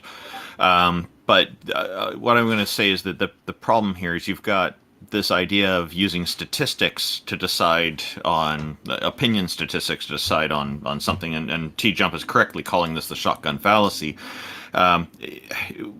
Just because you have more reasons in favor of something and less reasons something, that's democratizing it. What people will vote on in a democracy is not necessarily consistent with reality, and so it doesn't matter. There can be an example would be where you've had like kind of the bandwagon fallacy is also kind of being hinted at here. You're saying you've got more arguments in favor of it and less against it, and therefore you should believe it. There was a time when the vast majority of people thought that the sun revolved around the earth. That didn't make it correct. It was still wrong. So what we really want here is something that's factual, that'll actually work. And it can just be one solid argument. It doesn't matter. You can have 5 million arguments against it, and you have one that is actually accurate and factual. That's the one that wins out. So that's what we're after here. So my suggestion is maybe just pick one argument and let's go forward with that. Does that sound okay to you? I'm gonna be honest, bro. No, it doesn't sound like, because that's not what I came here for. Like, I want to make all the points at once. It's not a good argument. I'm sorry, but if you're just going to say like I'm going to just go over, I was just using the kalam, but if you're just going to go over a dozen different titles of arguments, that's not convincing. Like, I'm not sure what that's supposed to do. What if every single one of them are as strong as Al-Kalam's argument? They're not. They're all Then zeros. the I can kalam prove they're isn't all a zeros. strong argument, if they're all as strong as the kalam, then we should not believe in a god. That's easy. So I can prove every single argument on that list is a zero. Pick one and I'll prove it's a zero. You're saying they're all ones. We're trying to say you have a long list of arguments that are not good. That is what we're saying. So if you have a disagreement, you actually think your list is a bunch of good arguments. No. Explain why. Okay, we can compromise. We can do this. Okay, so I can name all of them, and you can bring me one that you disagree with. No. That okay? You can say that. We're just Okay, gonna move how you- is we're this? gonna move Just you off the name stage. one Last and let us chance. disagree with it. Last chance. Pick one you think works. We say it does not work, and we can debate on if it works. No, That's, man, no, I but can't that's do your- that, bro. this I is your- can't. this is I your can't only debate option. with like. This is your only option. No, I'm sorry. That All what right, I next came speaker. for is something else, so I can't do that. Would you Sorry, be I- able to list? Would you be able to list About, 10 of them? like, Would you be able to list 10 of them within less than a minute? I can do this like within 1 minute. I can name all of them. Okay, No, let's don't- do that and number them, please. I don't want to listen to Okay, a list of arguments so- that are bad. Hey, we're gonna give them 1 minute to talk. Let's hear it. All right. The first one is a quintus 5 ways. That is like an event may or may not happen, so everything must be created by something that must exist, and Garbage. nothing is self-existent, Not so sound. everything must be created by something that is self-existent. Or you have another one that's reality is Not a good contingent, argument. so everything must be created by something that's immutable, or that you no good Not thing a is sound supremely argument. good. Okay, no good thing is supremely good, so everything must be created by something that is supremely good. Not a sound Don't argument. accept that either. Keep Okay, on going. life has a purpose. Life has a purpose, so everything must be created by something that If you don't agree, by- life Not a has a sound purpose. argument. Keep on going. That's an assumption. Okay, cosmological arguments, you already know about that. Don't And Not then a you have sound empirical argument. arguments like It's a short okay, list like so then you have far. empirical. Can I just speak? No, you gave because me your 1 arguments minute. are No, garbage. can you? We're going to debunk your arguments Okay, you as can you tell say me them. after 1 minute, bro. You Let- gave me no, 1 We're minute. going to debunk He's you gonna I as you use say them. 1 minute. He's going to list 10 arguments here in 1 minute's time. So he's up to 3 already. So go ahead, carry on. Let's Okay, just let and him then you finish. have and then you have empirical arguments that talks about like the beauty of the existence, like how creative the cosmos and our like the mechanism of eyes and brains and everything, how it's arranged, and then you have the argument of consciousness, and then you have the history of God, how it's always been there, that it's a new concept of non-existence of God. Then you have the three question argument, that how we came into existence, what is our purpose of existence, and then where we go after we die. And then you have argument of miracles, like we witnesses of miracles, falsifying test of scriptures, argument of witness testimony, historical events from everywhere around the globe about miracles and God's existence, the fear of God, that you can't mock a God, and the God is being feared globally, so it must be a real thing. Otherwise, everybody could be mocking the God, and everybody could disrespect it openly and which we do without any fear. Okay, for future The reference, question we'll of never life, and then allow you this have again. We'll never allow this waste of time again. Like all of those are better explained by naturalism. okay, no those are all problem. false. Easy No to prove problem. false. I've already done that. I've proven every Okay, single one so of them. what I'm going to say here is I'm going to take all those arguments together as a syllogism, put them together as a whole single argument, because that's what's happening. You're presenting all of these, saying they're better. That is, in effect, a syllogism. The syllogism fails because there's a problem with a number of those arguments. All we need to do is stop at any one of them, and that's it. So we'll take the Kalam cosmological argument, for example. But brother, there are bigger problem, problems. The problem is that the Kalam cosmological argument, for example, it doesn't actually connect anything to a specific deity. So it's a non sequitur. So right off the bat, we could use that alone to fail that syllogism. So I'm not convinced by the arguments that you've put forward here. That's where I'm at. You can also insult the God. He's easily insultable. You can insult their prophets, whatever. It doesn't matter. You can't openly do this. We can openly say, watch. I openly am making fun of the Muslim God right now. Nana boo boo. This is Discord. This is Discord. You can't openly go on street and try, like it's a fact. You can't. You're not safe to do that in a Christian country. Wait, you're not even safe to do that in a Christian country. I don't know what Christian country you're talking about. The United States isn't a country. But the United States, you're very safe to say that. I feel like I don't even know where you got that from. Whoa, God, so many people talking at once. So many people talking at once. Zaim, just because your country puts people to death for being apostates or speaking out against God on the street doesn't entail that your God exists. Yes, I can go out on the street here. Yes, I can go out here in the street and I can talk against God and say that God doesn't exist and God's not going to knock me down and my country's not going to put me to death. You know why? Because your God does not exist. Every argument that every argument that you put forward, the entire list of that, every single one of them was fallacious for a different reason. He's a Christian. Fallacious. So yeah, I know, man. Like, look, just let me say this. Christian? No, he's Muslim. I'm not Christian. Then why is he quoting Aquinas? Yeah, Aquinas is Look, man, what I'm trying to say is this, that how easy it is to prove that Earth is round, but you still have flat earthers. I can't do anything about it if they don't accept, right? But on the other hand, if you look at how many evidence there is for flat Earth, it's nothing compared to the evidence of globe Earth. Like if you compare that to the evidence of non-existence of God, they go like how God created, who created God? If God created everything, there's no scientific evidence. Like God wouldn't make it obvious. Like God would either. Let me say this. Zaim, there is zero evidence for a flat Earth. Zero. And but they still have flat earthers giving some points. Wait, I don't care. I don't care about flat earthers. You have zero evidence of a God. Your God. I was about to say there is zero evidence for your God. Look. You can't find like pieces of God falling on earth. Like if God would rather make it obvious and put us all in heaven and show us himself that I am. He wouldn't put us on earth. I don't care. Why would he do why would he give like scientific obvious reasons when this is a test? All of the arguments you listed are garbage. We can prove them false. Naturalism has evidence. Yours doesn't. So all of your arguments are debunked. You have no evidence. You have no arguments. You have no evidence. You have nothing. Good luck with that. You're not just not convinced. Yeah. No. I can prove deductively your arguments are garbage and have zero weight. So tried to use consciousness as an argument. That doesn't have anything to do with the God. Huh? You tried to bring up one of the things was consciousness. That's just my trigger word for a topic. That has nothing to do with the God. Your whole list. I wish I could find a good argument so that we could just stick to it. Yeah, pick one argument you think indicates a God, and we'll prove you wrong very easily. Pick an argument. Oh, you can pick any of them, bro. No, you pick an argument you think works. Do you think any of them are good? Do you think any of them are good arguments? Let's go with cosmological.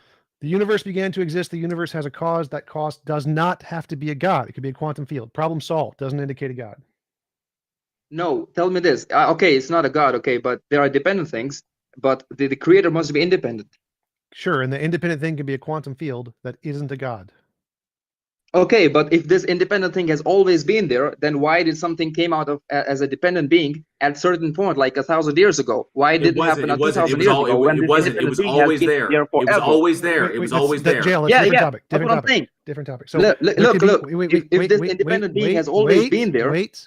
So to answer your question, there could be a non-dependent being, an independent quantum field that's always been there, and it has quantum fluctuations that can happen at random intervals. Okay, and that's why it happened. Wait. And that's why it happened. The Big Bang happened at this point and not at the infinitely many times before it. So it's perfectly fine to have a necessary being with no mind have quantum fluctuations that causes things to happen at one point and not infinitely many other points.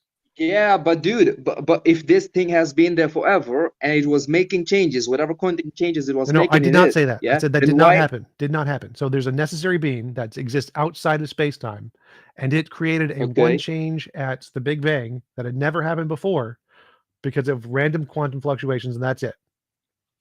But why at that point? Why it didn't happen before that? Random quantum fluctuations is a part of its nature. You don't need consciousness for that. Okay, even if you don't need consciousness, that thing has been there forever, right? No. It exists outside of space-time. Outside of space-time. There's no time before it. So what you mean? It has not been there forever? No, there is no before.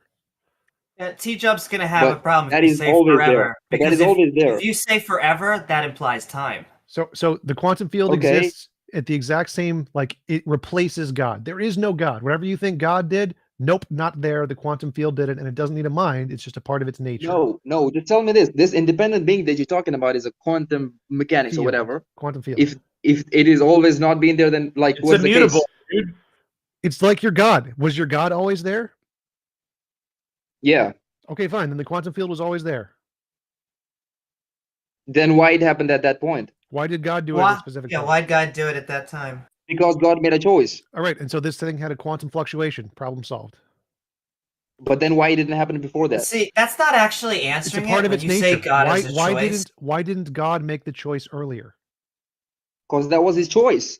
Oh my God! Guess what? The quantum fluctuation had a fluctuation at that point. By like randomness. It can't happen by like changes or randomness. It can only happen by choice. If you never make decision to make a robot, the robot would never ever exist. Stop. So you just said that the reason God made a choice at this point and not before this point was because he can make a choice as a part of his nature whenever he wants.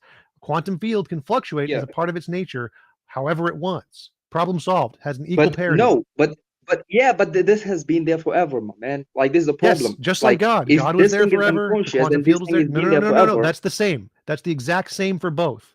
God was there forever. Quantum field was there. Wait, stop. Listen to the words. God was there forever. Quantum field was there forever. God made a choice at one point. Quantum field had fluctuation at one point. They didn't make a choice before. Didn't make a fluctuation before. The problem is this: the quantum mechanics or whatever it was there, and it was whatever reacting and whatever reaction happened. It can't randomly happen at one point when it has always been there. No, that's wrong. Always. No. Oh my God, you're just basic misunderstanding. So just like God, because it's always been there. No, but God can make a choice whenever he wants. Stop. So quantum fields can have delayed reactions. They don't need to happen immediately. They can happen like a uranium decay. Doesn't happen immediately. There's infinitely many times. Can you prove me that? Can you prove me that? Yes, we have proven that. That's literally a thing in physics. Quantum reactions and decaying of particles. Can you show me the mechanism behind it? How does it happen? Yes, quantum fluctuations. Because then we literally have a strong argument that God does not exist. What I've literally just told you all of the facts. There are quantum fluctuations. We can demonstrate them with uranium decay. God is a fact. Then I can say but you get shut up and listen. Shut up and let me finish. Shut up. Okay. The answer is quantum fluctuations have been proven to exist. We can empirically demonstrate them. We have examples of them in uranium decay, particle decay. We can see they happen, even though they have an infinite amount of time they could happen. They don't. They wait and happen at random intervals, just like a quantum fluctuation. But there are no such proof. But there are no There is literally that proof. I literally just explained it to you. No, that is not a proof. That is not a proof that this thing has always been there and at a random point it just boom. No. All I need to prove is that it can cause an event at a random interval without a decision. That's what I proved. So you can have I'm having a hard time. What's the difference between this and God? Like, it just sounds the same to me. It sounds like you're saying is it can't be that because that has to be God. Yeah, that's what I'm saying.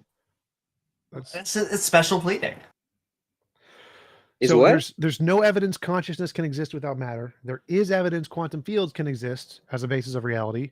Quantum fields can create things. They do it all the time, called virtual particles. Google the Casimir effect. We have empirical evidence of this. There is no evidence minds can do anything, that decisions can happen ever outside of physics.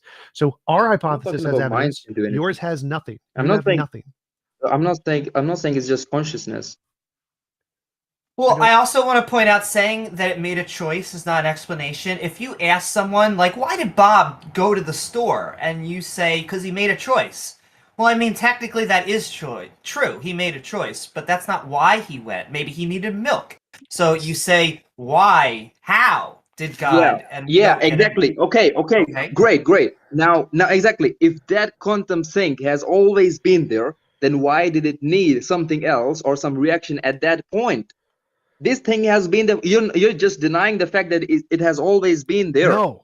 Always. Wrong. It can always be there and have one interaction that happens at a delayed response. Like things can. You have never proved that. Yes, nobody have ever proved that. We There's have no literally proven that. We have literally proven that. No, that's called uranium decay. We have literally proven that in the lab. We can literally prove that. Uranium decay. Well, you need uranium for that. You need other bunch of stuff for that. There has to be a beginning, and somehow you don't understand the mechanics of how this quantum physics works. And then randomly it happened to be at that point, so you think it happened randomly. So yes, there's called intervals. Intervals are a thing. The fact that something has existed in the past doesn't mean that all. I don't know what that word means. Can you explain to me? Things happen at different rates. Different things happen at different rates. Okay, maybe you just don't know how the mechanism of this works, but obviously in this world, when we use quantum mechanics, we have a cause for that quantum physics. Yeah, the quantum field is the cause. The quantum field is the cause. Its fluctuations happen at intervals, and so the fact that the universe happened now and not before is an interval, and that interval is perfectly explained by the quantum field. You don't need a mind or consciousness at all to explain any of that. No, it's like you're saying that the Big Bang happened, and then the solar system came into existence, and then the distance from the creation of solar system till the creation of Earth is this, and it was random. You just don't understand the mechanism of. Like no, I'm just saying that this is how the solar system. This was that there was. Yeah, I'm just giving an example. Your example doesn't make any sense. It's stupid. So there was an infinitely existing quantum field, and it has an interval of between the infinite past and today. And today it created the Big Bang. Problem solved. And that's quantum fluctuation. It has intervals in its nature. You don't need a choice for that. Can you explain me how quantum physics works? Can you show me the mechanism of how it works? How it is random? Can you prove me that? How it is random without any cause? That's what the delayed quantum eraser explanation does. Or the delayed quantum eraser. But that has a cause. But that has a cause. But that has a cause, man. No, it doesn't. Google randomness. Google physics. Google the foundational attitudes of physics paper. Yeah, but it has a cause. No, it doesn't. Randomness is a force in nature. It does not. Man, can you prove me somehow that it doesn't have I a literally cause just answered that question. Randomness? Google delayed quantum eraser. Google foundational attitudes towards quantum mechanics, and then do a Control F search for randomness. And it'll say in the poll of physicists, randomness is a fundamental force in nature. You can explain it. You can read the explanation. It's right there. Delayed quantum eraser. First of all, I'm not an expert in quantum mechanics. I don't have that much knowledge, so I'm not the right guy to debate this. But I'm pretty sure if I can go back and come back again, I can reason with this, because there are millions of reasons and there are millions of evidence of existence of God as a sign, not as a scientific evidence, so-called planets falling down from skies like that, parts of God falling down. Do the research. Okay, I will do it. I will come back. That's great. Inshallah. So check the paper. Yeah. Foundational attitudes towards physics. Look for the randomness section where it says randomness is a fundamental force in nature. Cool, I'll do that. Do you have anything else you'd like to say?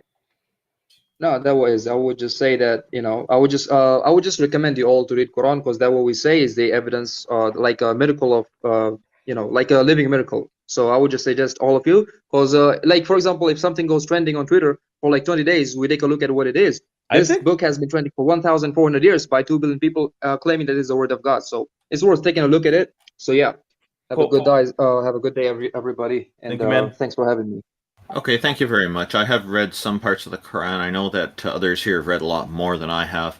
I appreciate your time, and I think in future we got to be very careful, as TJump was pointing out, that we're looking for an argument. If you had like 2 or 3 arguments together that you wanted to put as one set, that's fine. But this gentleman, he'd come up, he wanted to put a list on that would take 20 minutes to go through the list.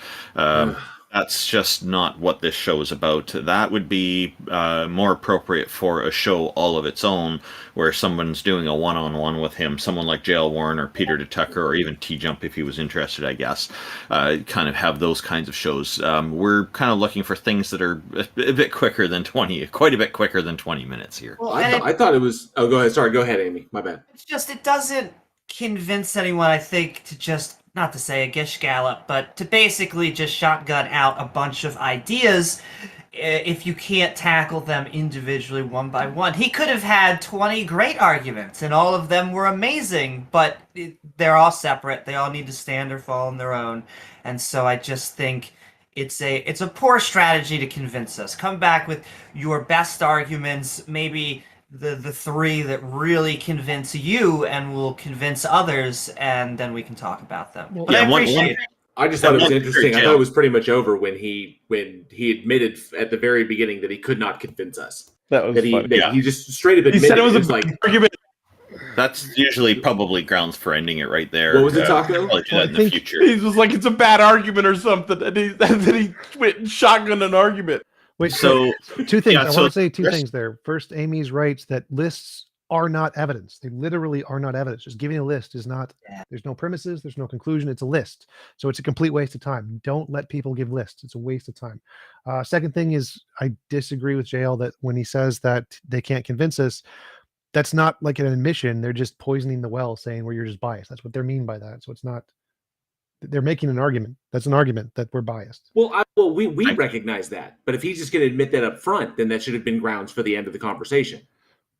Now, I just want to make one quick note about syllogism. When you have, the more premises you have, the greater risk you're taking at the syllogism being shot down, because you're exposing yourself to more arguments. So the best approach here is to try to keep the arguments as simple as possible, and leave out the things that are unnecessary, so that you have the simpler arguments are usually more difficult to refute, because that provides less opportunities for others to find weak spots in them. That's just a little word of advice. Room.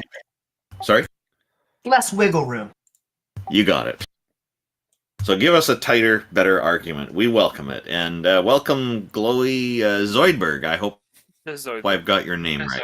Just Zoidberg. Okay. Welcome. What have you got for us? Thank you. Good day. It's afternoon in Italy, so whatever. What you got for us today? I will keep my religious beliefs or status ambiguous for now, right? I just want to ask you a question, and we can use this as a platform for a discussion. Question is as follows: why aren't all facts and intelligibility grounded in the unembodied mind of the Abrahamic God? This is for everybody here who's an atheist. That's not answering the question, though. The Abrahamic God has nothing to do with if things are intangible, or if we can comprehend things. So there's nothing going from like killing a rabbi to everything becoming tangible. So I would actually just love to know from the Presup view what God has anything to do with intangibility, how it makes anything, understandable and coherent. It just seems like a voidless, vapid claim for people that don't want to present evidence for the fact that they think that a man came back 72 hours after decomposition. Sorry, just a word to clarify. Isn't this just sorry, we got to clarify. Excuse me, we just got to clarify. Did you say intelligibility, or did you use a different word, Zoidberg? Repeat the question.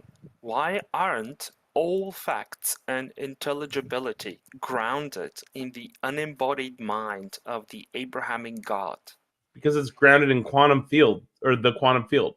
Wait, so you want so essentially, Zoidberg, you're asking the opposite of what Jeff Trimble asks of pre-subs. It's Darth's question, dude. Yeah, so Jeff Trimble will ask precepts for basically the argument for the first premise of the tag. You want us to argue the negative of that. Yes. Yeah, so you think a disembodied mind exists. Why? I never made any claims that it exists. I'm asking facts can't be grounded in something that doesn't exist. So, I mean, are we done? Why do you think it doesn't exist? Because of the way that we know consciousness. Consciousness needs a physical medium. It generally seems to be an emergent property that came billions of years after. And so a god would actually be putting the cart before the horse. A god doesn't make anything tangible or understandable or comprehensible. That's just, nonsense. There is insufficient evidence or logical argumentation to support the claim that a god exists. Therefore, we reject the claim that a god exists. By extension, we're atheists. So that's literally this is just a shifting of the burden of proof. So the burden of proof is still on you to demonstrate why things are grounded in the mind of this God. So you still have to justify the first premise of the tag. Is it not possible for us to have consciousness outside of the material? I don't think so. That seems impossible. Is it impossible? Sure. Yeah, Probably. I think that's impossible. Why do you think it's impossible? Well, no, I think it's logically possible. There's no logical contradiction. Why does that matter? I'll even go with TJumps. I'll say it could logically, but it doesn't seem biologically possible right now, from what we know about biology. But And even if it could, it doesn't entail that it's the Abrahamic God. Of course. Okay, so you're still stuck. You're still stuck with the burden of proof. There's a difference between logical possibility and actual possibility. Yeah. Do you have a reason why you think that a mind can exist without a brain? Oh, I'm just trying to understand what the opinions of the people in the room are. I'm just trying to dip my toe. It seems actually impossible. Well, because there's insufficient evidence and logical argumentation to support the claim that these things exist. That's why they're rejected. That's why the claim is rejected. So that's all the justification that we need. Mind appeared to evolve over the last 4 or so billion years on Earth. It appears to not have existed prior to this life. But I think you're taking it too literally, right? Like mind, there's some sort of I'm just going to use this word, right? Some sort of a quote unquote machine, right? That does specific, that has specific actions and. That's not the Abrahamic God if it's a machine. Please, can I finish, Tuck? Thank you. It has a specific way it works, right? There's that we can observe when it comes to a mind, right? And in not in the biological sense, right? But just in the sense of a mechanistic process or entity that experiences mechanistic process or events that lead to some other process or event, right? I was with you up until it is the same mechanistically. It doesn't matter if it's biological or a machine. So it doesn't matter if it's organic or metal. It's still. But I'm talking about something outside of material, right? So I'm lost. Material thing. I'm lost. Is there something that isn't material? Yeah. I mean, what would be something that isn't material? I can imagine that, right? I think. Yes, just because you can imagine it doesn't mean it's just because you can imagine it doesn't mean it's exit to reality. Zoidberg, I just want to be very careful. How could you imagine something that's not material?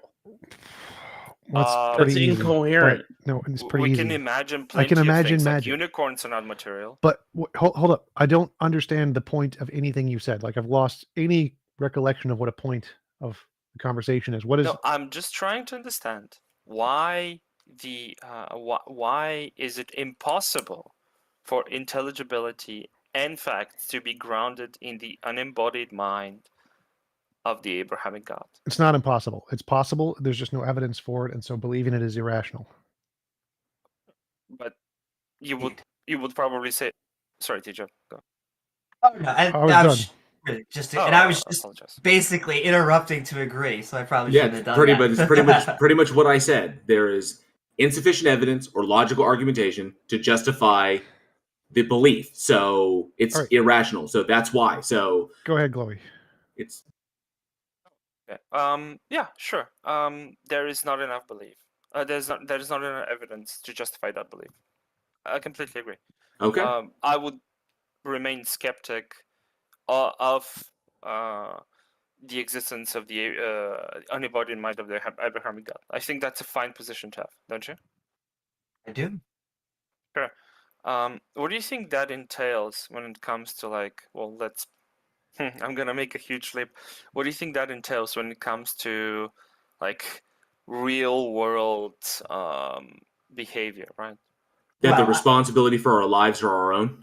I can also Sure. tell you the joke is science builds planes and religion flies them into buildings. Well, wait. So it says nothing because the fact that you lack a belief in the Abrahamic God doesn't mean you don't have a positive belief in other things. So there are many spiritual atheists, and so you can have an alternative model of reality that guides your actions independent of lacking belief in a God.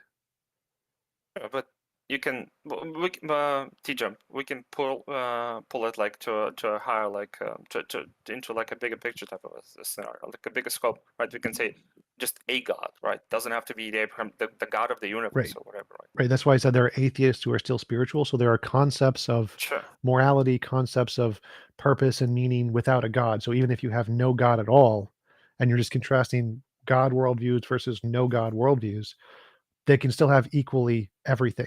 Afterlives, purpose, meaning, morality, judgments can exist on both of these exactly the same. So there's no not having a you can. God adds no implications whatsoever, other than the I mean, fact that Jack. there's no like being who's watching your every move. That part is like the only difference. I mean, Jack Gotcha. Burton's a deist. I mean, So you would deism. agree with So me that remaining skeptical in the position of God or the Abrahamic God or any other God probably would entail a life that could be filled with superstition or could be like cold-hearted calculating rationality, right? Right. It doesn't just delineate between anything. It could be the fact that you don't believe in a God doesn't entail any other beliefs. There any you can still have any beliefs other than the God and it'd still be fine. Yeah, gotcha. I understand now. Okay, that's great. Then is it God, the irrational component, the irrational monkey throwing a wrench into the machine, or just the human condition and the fact that we're susceptible to all kinds of irrationalities or metaphysical beliefs, right? I don't think that would lead our be lives and dictate policy, right? well, I don't think the previous point would be relevant to whether or not it's just a psychological feature. Like, for example, it's a hypothesis that God exists, and if there was evidence, then it would be rational. But the fact that there isn't any evidence doesn't entail the fact that God's irrational. Those are separate topics. So I don't think there's any evidence of a God, therefore believing it is irrational, but that has nothing to do with whether or not there are any entailments that the belief in God would hold. Those are irrelevant. Those are two different topics. Sure. I guess, sorry, English is literally my fourth language.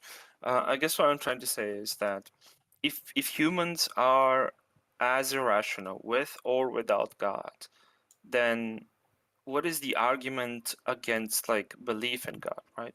I guess I'm trying to go down to like all my cards on the table, right? Like if with the God or without the God property, right, we're still capable of the same kind of irrationality, then what is the use of like combating the belief in God? Religion is superstition.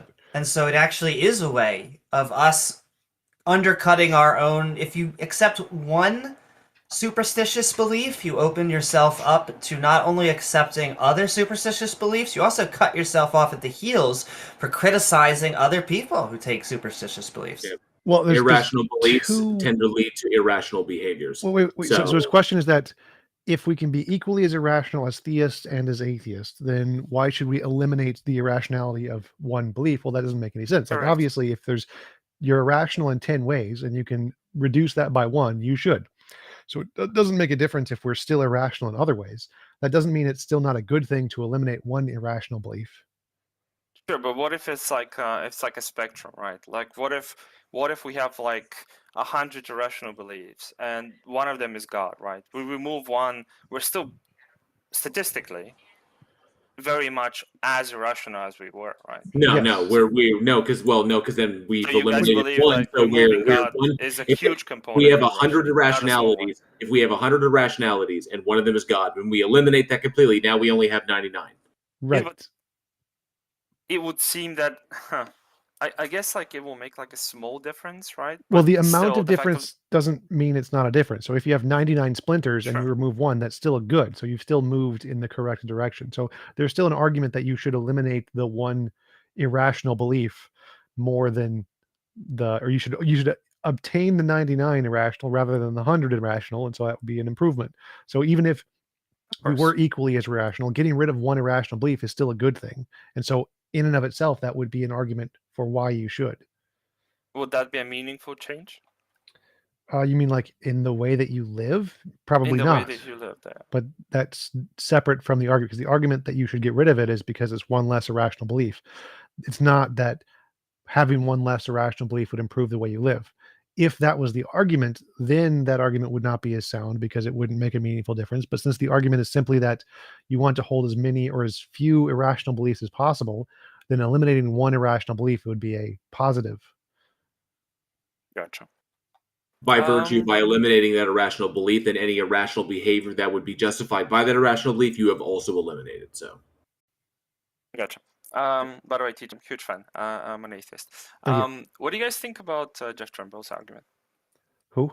He's leaving precept bodies all over the place. Dude, Yeah, he's tearing them all the apart. time. Yeah, I agree with him. He's asking them to justify the TJump. first premise of tag.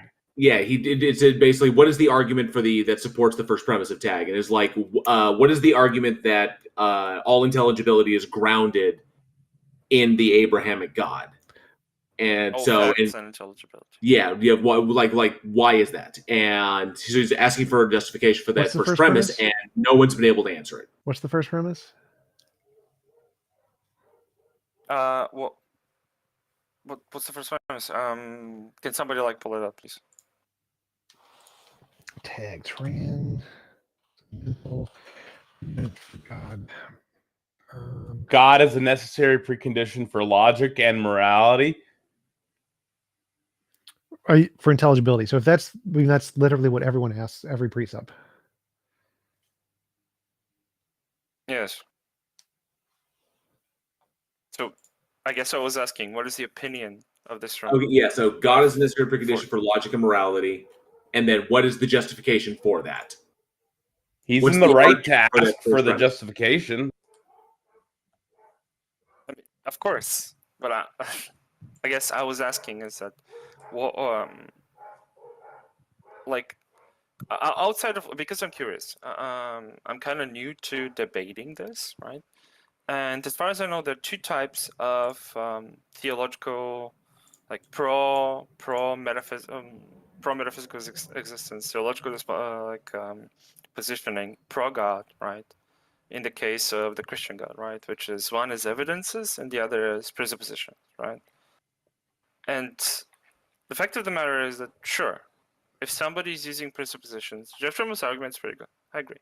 Well, I don't, from what I've heard so far, I don't agree, because the first premise is that God is required for the preconditions of intelligibility. And if you ask, well, what is your justification for that?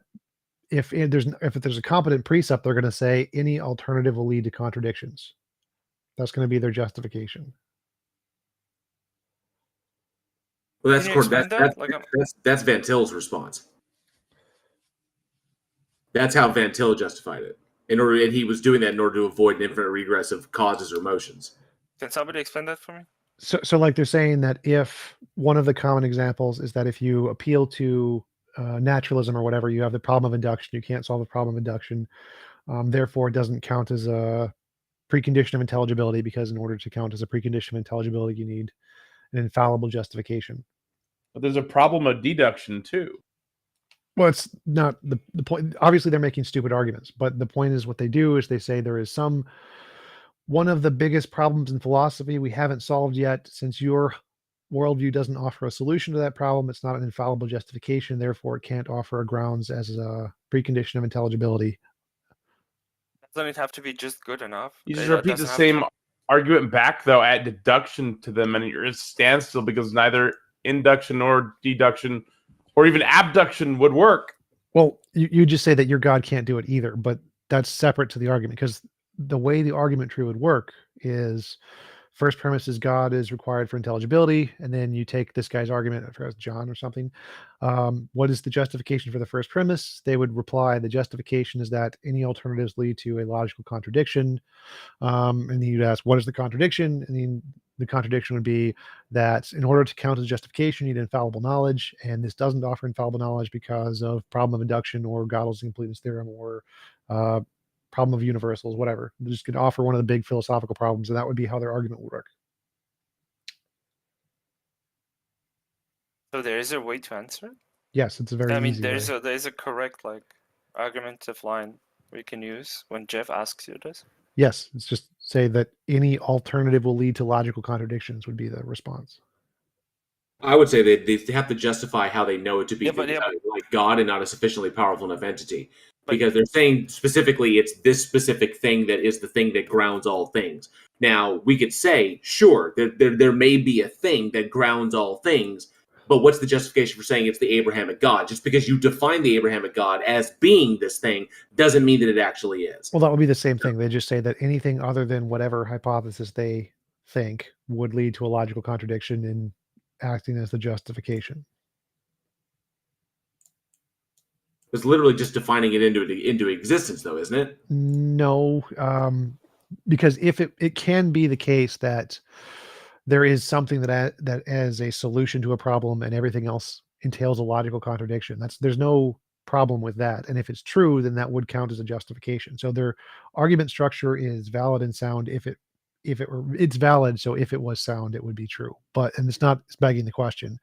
So it's a perfectly fine structure of an argument. It's not just defining it into existence, but it's making an assertion that doesn't have any evidence. Like obviously you can't prove every logically possible alternative has a logical contradiction. It's not even possible to imagine every possible alternative, but the structure of the argument is fine.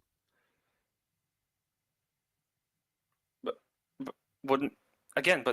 if they go down that argumentation line, could you just force them to pick one? Oh yeah, they do all the time. Argumentation line that they think that it's incoherent or it's their worldview, and then just dissemble that one.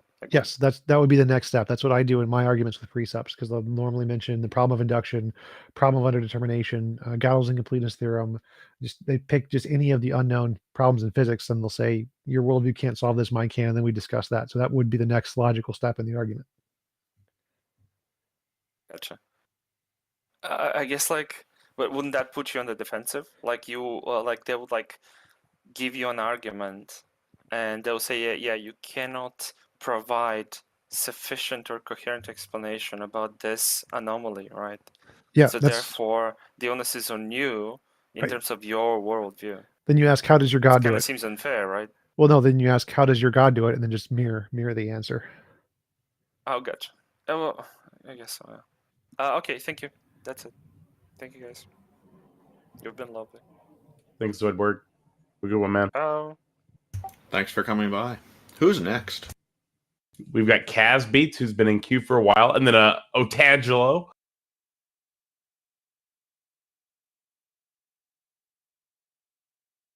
Kaz Beats, I invited you up. Because it always kind of felt like to me like they were trying to come up with a reason, essentially, why is everything grounded, and that it could be something, but then they were just defining it as God, because they can stick God into that slot, and so they wind up defining God as that which grounds everything, and so since they defined it in that way, then it necessarily must exist because there has to be something that grounds everything. But there's no way to determine if that's God or a sufficiently powerful entity or some aspect of physics that we don't understand yet. So they were just defining it as existence, which is where I was coming from on that. But apparently I was wrong. What's going on, Kaz? Yeah, it is. Just listen to what he's just saying there. This is what I, even just from listening, seem to kind of gather. It's a kind of what is the standard are we conversating on, if you understand what I mean, in terms of what is a God then, is very important to the discussion. Well, what God do you believe in? Well, this is the thing. So, I mean, I did sort of want to say, hey, there is a God of something, some kind of power above us, which we don't know. And every religion is just a man-made whatever. People can do whatever they want with that. Me personally, I say that's like man-made type of things. You can take good things from things, you can take that, but that's a whole separate conversation. But in regards to now a kind of something more, so like he was just mentioning, an energy, a whatever you want to refer it to as, that's the important part. One obviously can believe in that, like a god, without abiding by aligning with a religion, a traditional religion, or any type of religion. They might say, oh, this is my, this is me, honesty, this is me, Islam. The point is they have their own one now. So now you go into the conversation of morality, you go into the conversation of all of that stuff. And yeah, it's kind of now listening to people, I'm thinking that that's not going to be sufficient. So it's a case of now what is required to basically prove more or less without all doubt that there is a God, isn't it? Like, for example, having that voice on the prayer, and the prayer, me being able to audibly hear it, me being able to audibly see it. This is why I'm saying in regards to like a religion or anything like that, it's you have no kind of personal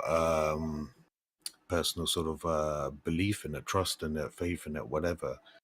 Whichever religion it is, because of that inherent fact that it's off that same basis, where it's I can't see a Jesus, I wasn't there or anything, so the God now falls into that same aspect. So now, in my opinion, and me personally, in terms of what I would align with, you can believe in that God without the religion, firstly. So now it's why and what the proof is, which is why you come to that conclusion, correct? So now it's going to be on a basis of tangible. I suppose it's the most like reliable, the most you guys would probably prefer. If I could shake his hand right now, I believe in him. And so now, I would say, in my opinion, it's a case of, the world in itself, the very existence of us. We're going back into now the quantum and how a universe came into existence. So you're coming into the theory of, hey, we have zero black screen. Now we have a black screen with stars in it. Over light years and light years and light years of years, things happen. Pluto happens. We have the Saturn. We have Earth. You're then going along the theory of that you have now these single cell organisms, because now this is important part. Are they one and the same? Are you now more or less, if coming from an atheist perspective, how do you describe your existence? What are you aligning with? Most of the time it's going to be sort of like that evolutionary stuff. Okay, dude, I gotta hold up there, because I'm literally you're I think, I don't know, speak for myself, about to put me to sleep. Are you making an argument for a specific God that you believe in, or are you just like asking atheists like what they ground everything in? Well, what I was leading to is that in terms of like defining that stuff, I'm coming from a place of a power, which why? Which colloquially would be okay, God. great. What evidence is leading you to accept that position? Yeah. So then I'm saying, in terms of like something more tangible, like the voice and the prayer, etc. I'm basing my own perspective from now basically reality. So now. Okay. So you said a voice and a prayer, right? Yeah. I'm just saying, from the previous people who have spoken. Well, I'm not worried about him. I'm talking about your position. Yeah, so he wants to hear the prayer that's more tangible. And right. I'm saying for myself, it's like obviously now coming into how we have an ecosystem, the oxygen, a human being, the heart working, that everything we have now. So basically, just the world in itself, the creation. Does the existence of the world logically entail that there's a God or even a higher power? Okay, so now we go into that, and now what you just said. So now in terms of sort of like a quantum universe, going from the zero, the black, into it's a yes or Kaz, it's a yes or no question. Does the existence of our world logically entail that a God exists? Yes. No, it does not. The answer is no. Well, obviously. Why yes? Why do you think yes? Yeah, exactly. So this is now the point. So for whichever way you want to cut it, whichever way you want to slice it, the Big Bang, etc., etc. So going from that the black darkness to a universe to everything we have, you have to have, I would say, in my opinion, some kind of intelligence, some kind of design is happening there. Why? Some kind of conscious effort, because from that instance, so for example, this is why I was saying, so you're having, for example, the darkness with stars now going light years, you obviously have single cell organisms, etc., beyond Earth, and now you're having that, and everything, then the atmosphere, etc., all of this happens over time, of course, but now all of that to be to have that end result, to have the material, to have. Can I interrupt you to ask you two questions? Well, one second before you the do. First I want to say that seems like he's arguing that there are property changes, and that in order to get a property change, like you can't just start with hydrogen and then get plants or something. You need some intervention to organize the property change. Yeah, but in order to bake a cake, you need to have the ingredients. So even at that very basis, there has to be some type of intellectual thinking going on. You have to have the right universe. But emergent properties are a thing, right? You can start with hydrogen and oxygen, and they can bond and then create water, and that's a new thing that wasn't there before. So you can start with just quantum field, then build particles, particles build stars, stars build oxygen, oxygen builds planets. Yeah. But you don't need intelligence. You take one ant, and the ant in and of itself really can't do anything, but you put a colony of ants together, and you get the emergent property of what appears to be intelligence, because they can function together and perform tasks and accomplish goals. Yeah, that's interesting. But in these sort of, let's call them inanimate objects, so just like particles in the, like he's saying, this is what the point I'm trying to make, because I see that as more or less the fundamentals of the where we should be having the discussion at the point of that initial kind of like spurt of energy into the world, into existence. See, but do you mean the Big Bang? Do you mean the world forming, or do you mean life forming? Because those are all like. This is what I'm referring to more. I would say you call it the Big Bang. So I'm saying if we take it back to the real basis of everything, that's why I'm saying if we exclude the religion aspects, etc., to a later point, and you get to now the fundamental, how the quantum field and everything had like the necessary ingredients to produce things. The fact that it happened or when it happened or whatever is non sequitur. Is more so the fact that now everything that led to that, you can see from where. But you think a consciousness caused the Big Bang? So that what I'm saying is the consciousness, there would be some thought in the process of that would be the Big Bang, if you want to call it that colloquially, is a derivative of something. That's a derivative of a thought. That's an action of something. That's whatever. Well, I would say it's an expansion event, because you can't have space time. He means it comes from something, so it's determined. Oh, and he's trying to say it's a person. Yeah, it's all guided. That it's all guided. But my question would be why. In fact, my original two questions was going to be, what do you think consciousness is? And then I'm gonna lead it back to a God, if you'd like to bring it right back. Is what is God's conscious? Because it seems like we're using two different definitions. I'm just curious how he determined that it's impossible that it could be just natural processes without a mind guiding it. That too. Well, this is the thing. In terms of the natural processes, for example, for those to be in the very existence, or for those to be in such a way where what happened is my point. So for example, like I was trying to paint the picture of darkness now with stars, and you can imagine the momentum. So imagine that expanding over the light years. So you've had what I'm saying is, for that initial sort of action, whatever you want to define that as, you've had everything necessarily to have us sitting here discussing things now. So all of that, and then you can go into complexity, etc., is again derivatives of this fundamental, the fact that you have something. Okay, just with everything leading into all of it. Why did God design the world this way instead of making the gravitational constant +1 or -1, right? He has some nature that he decided to make it this one and not a universe of just black holes or a universe of just puppies. And so something sorry, go on. Something has determined God's nature that he wanted this universe and not the other universe. Maybe there could be infinitely many types of gods, and each type of God could want a different kind of universe. So all of the different ways the universe could be, there's a type of God who could want that universe, in which case, why is the God that exists, who designed his nature to want this universe and not one of the different ones? So in this one and not one of the different ones.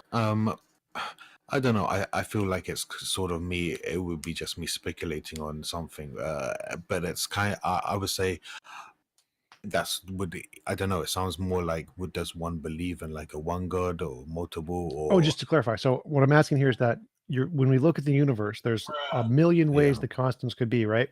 And you're saying that in order for them to be this way, they're this particular set, something must have dialed them in to be this particular set. But there are equally as many ways God could be as there are ways the universe could be. Because for each kind of universe, there could be a God who would want that one and not this one.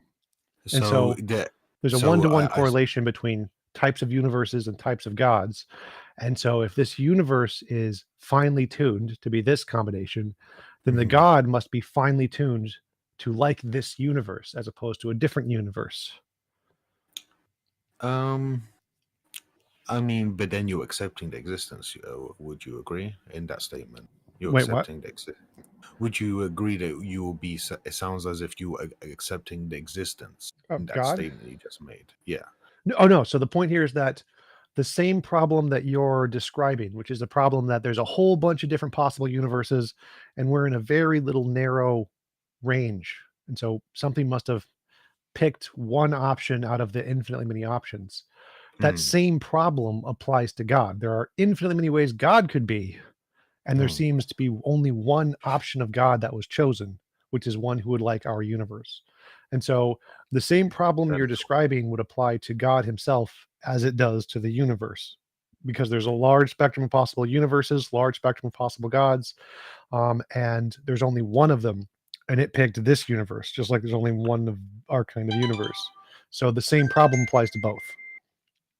I mean, I understand what you're saying, and it's kind of to me, it's sort of like an extrapolation on what I'm saying, in the sense where it's we don't even know that very instance of what it comes like. It's like, for example, the zooming out of a guy playing chess, the zooming out of a guy controlling him playing chess, etc., etc. Russian dolls idea. Would you sort of agree? It's that sort of sense where who is even that god, and how did that even come into being, which then somehow makes this spurt of energy into this existence, and then who even created that one? You could go on and on. Am I correct in that sort of analogy? Well, not exactly, because I don't think your argument isn't the problem in the first place. But if you think that because there's a large spectrum of ways the universe could be, and this is a problem that needs an answer, well, then God also has the same problem. There are a large number of ways God could be, but he's only one of those ways. And so he has the same problem that you need to answer. Why is God this one way instead of the way that he'd want to design a universe of only puppies or something, or a universe of only black holes, or a universe of only hydrogen atoms? So there's equally as many variations of God as there are variations of the universe. And if you think that the fact that there's a large number of variations, but it's only this one, needs an explanation, then that same fact about God would also need an explanation. And so there are two solutions here. One is you do the infinite regression of the dolls thing, like you mentioned, or you can just say it's a part of God's nature. God's nature is just this way. But if you say that, you could just say the same thing about the universe. The universe's nature is just this way. And so it doesn't need a designer, just like you would say God doesn't need a designer if his nature is just that way. Okay, well, I think so. Then it's a case of now the very nature of what we are talking about has the design aspects of it, has the sort of intelligent creation aspect behind it, creativity and the very essence of to even derive a life form or whatever it may be. But so then it's a case of like do you now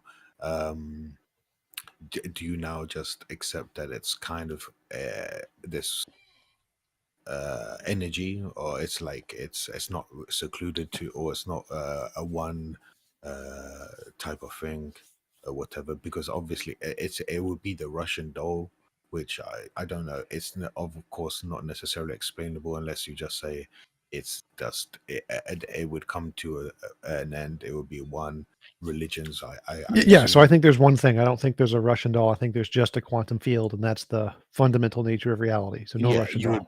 Yeah, so I assume as well there would have to be a standard, there would have to be a finality to it. And yeah, so then that would be more or less the true God, the ultimate God, the Super Saiyan. And then Super yeah. Saiyan. So I would happily sort of align with believing. But my quantum field has no mind, so it's Yeah. not conscious. It's just a No, but but now it's very existence in itself. It's very the black going into stars and quantum field and that whole physics, the whole structure mechanics of that in itself. It has creativity, which obviously leads to some type of conscious intelligence or something like that, intangible aspect.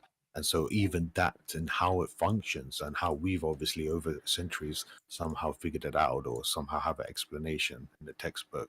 Obviously that someone originally created it and truly obviously into the understanding of it for then to lead into to do whatever it may be, which obviously religions now try and explain, for example. So that's my point, the actuality of black going into something that, and then for me, you have derivatives of everything with the energy, with the sort of on a molecular sort of beyond scale, having sort of that charge or some type of energy can't be destroyed, and then you would just go into the derivative.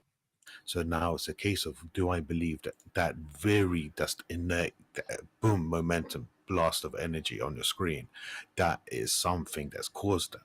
There has to be something, and then obviously it goes into light years, molecular bacteria, but all the ingredients were there, all the universe, everything was in there in that initial, and then you can go into but then he only started controlling it from this point, he did it from this point, it was this way and that way. Is obviously stupid men trying to interpret the world in something beyond their minds. And so that's something more I'm akin to aligning with.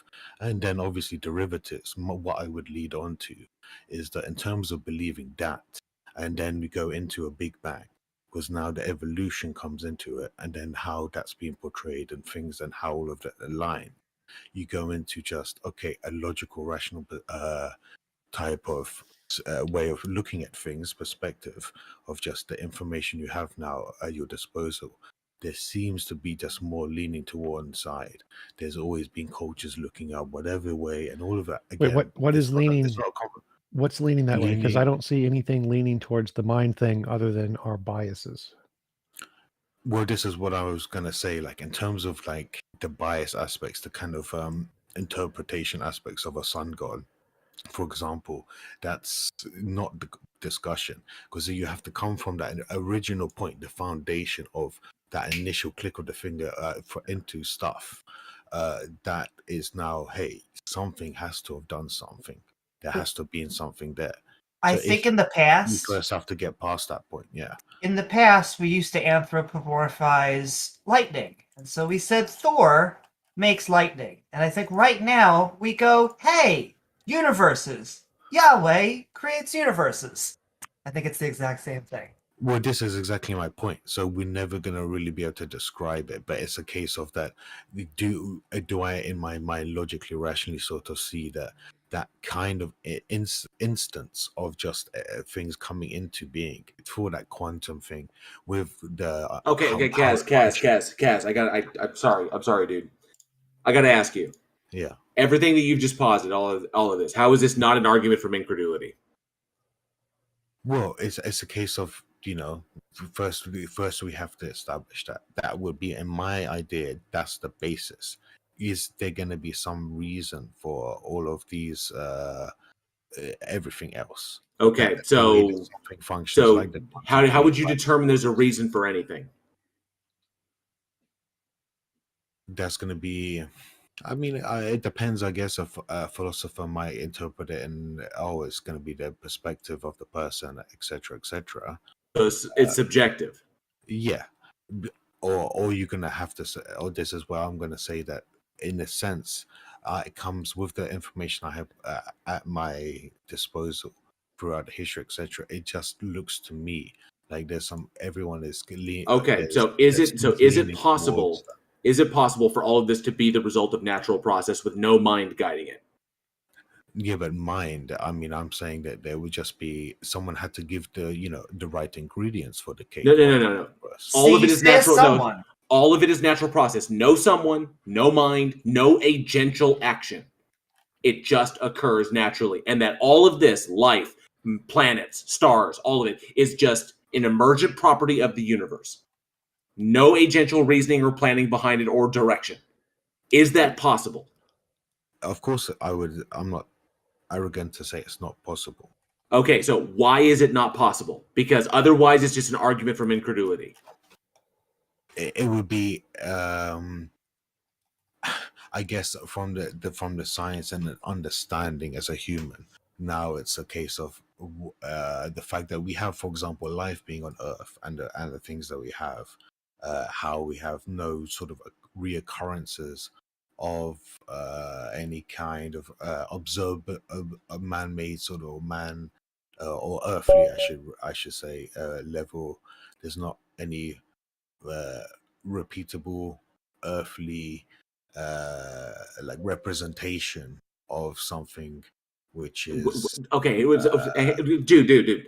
Collect your thought, because all of that you said nothing.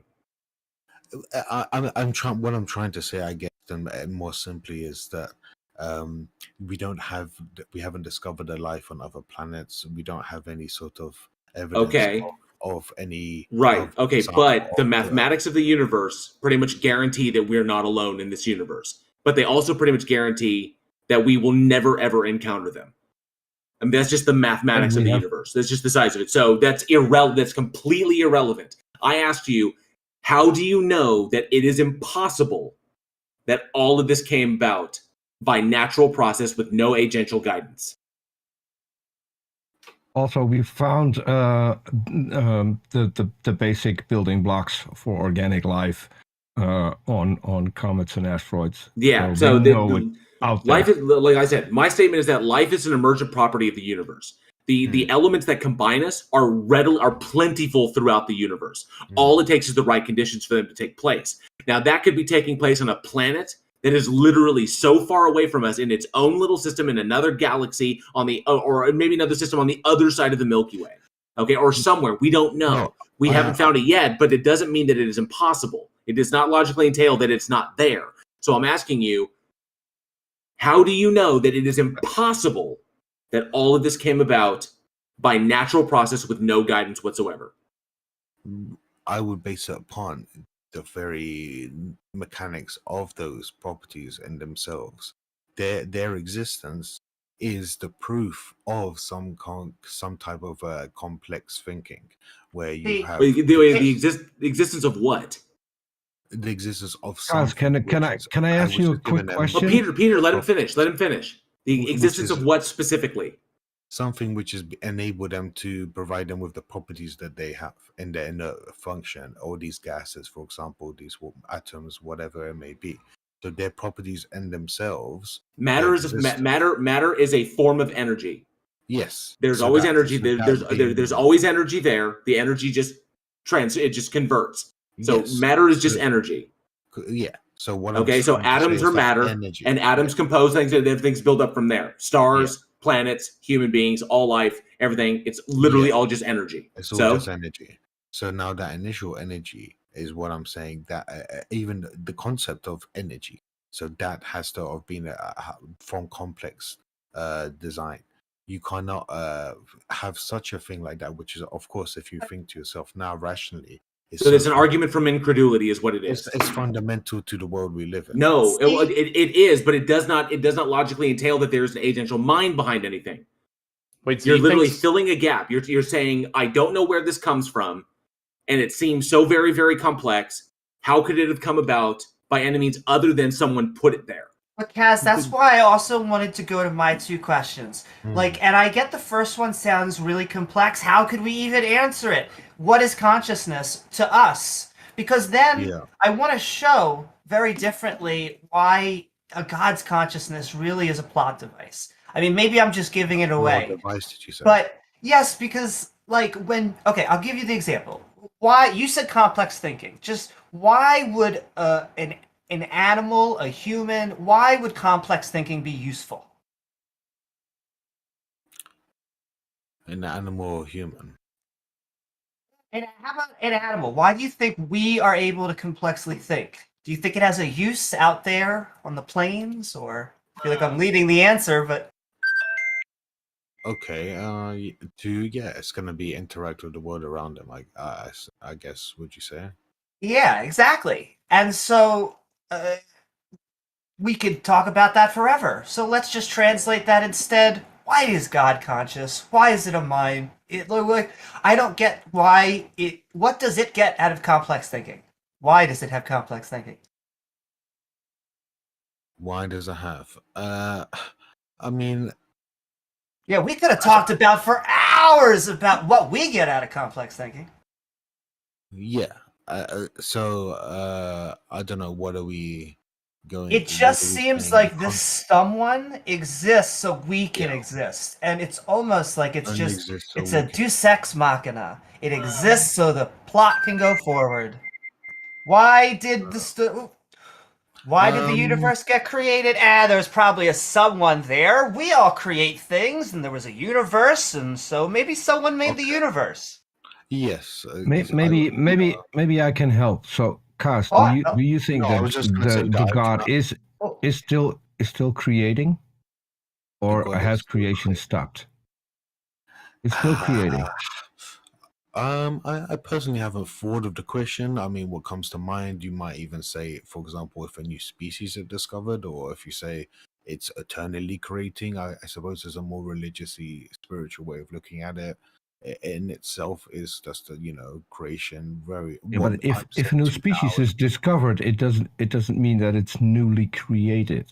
Yeah, so I'm saying what I'm saying. That's why I'm asking. Is God still creating to this day? Is God still creating universes, for instance, somewhere else, or still creating completely new things, not new animals, but completely new things that we see in this universe? But this is what I'm saying. One can interpret the question as what he has done initially is eternally creating. If more universes were, what has she? No, hey, I can't help myself. Don't mind me. No, has eternally. I'm just asking. I'm just asking. This is a simple yes or no question, Kaz. This is a simple yes or no question. This is to help out Amy with her question. So, is God still creating? Yes or no? And if so, can you give an example of a brand new creation? Of a brand new creation? Because I don't know if you want a yes or no, I have to more so on a sense fall upon. I haven't thought about the question, but because, like I said, you have to define whether the initial creation is creating in itself, isn't it? If a computer still waiting for the yes or the no. Okay, no comment. Well, how about this, Kaz? Hypothetical. If another species, hypothetical. I'm piggybacking Peter. Hypothetical. We encounter another species that comes to our planet, is more technologically advanced than us, been around a lot longer. Did God create them first? Question. I wanted to go back to Amy's question. Yeah. If God is no longer creating, then what does his intelligence and his intelligent thinking?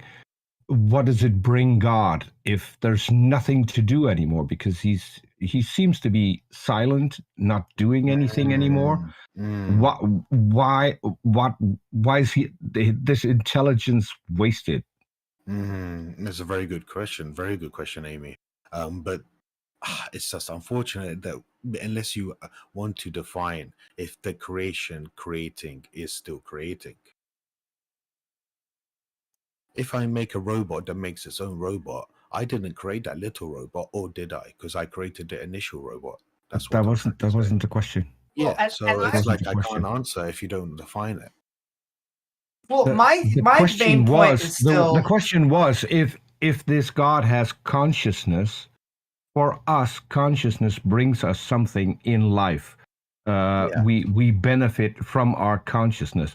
If there is a God who's not interacting with the universe, not interacting with the world at all, as far as we can see, as far as we can detect, what is the benefit of this God having a consciousness if he's somewhere out there completely on his own? Yeah.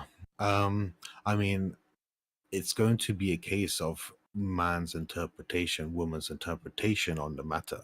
But at the same time, like an interpretation of all these things, is he, not in some way doing things? Again, it's intangible. So it's very difficult. So it would be a case of probably just its existence. And then I would probably say to you that different faiths would suggest different things. Different faiths will suggest that he's directly choosing when the rain falls. Or I would more align with, the science says this is why the rain falls, but he created the initial, etc. That would be a guessing. That would be a guessing game, wouldn't it? That would be a guessing game. Oh wait, what exactly? Sorry. Because you can't check God whether or not you're right. You can't ask God whether or not you're right, because you're never going to get that definitive answer. So so she wants to, or she wants to know whether that you have a situation of, okay, he's done his job. Now, what is the point of him? So if we can't see, so that's what I'm saying. If we don't have that tangible evidence of his, that was that. And Amy, correct me if I'm wrong. I don't think that was Amy's question. His conscious. You're saying that consciousness is something really special, and Amy pointed out it is something. It's an emergent property of certain animals, among which are the humans, and we evolved our consciousness because it's beneficial to us in our lives. But if there is a God who also has a consciousness, what is the benefit for this God to be conscious? That's more right. My question is because was that?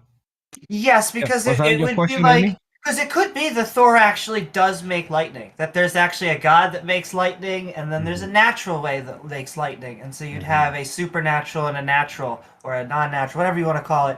And so, I find the God concept is highly unmotivated to exist, because and this is what I tell to people who make the contingency argument, who they will claim that without a God we cannot exist. I make the exact opposite claim. I believe that because a consciousness needs a physical medium to exist, that we as humans created gods. They are our creations because that's kind of our thing. That's our niche to be in the animal kingdom, to be creators.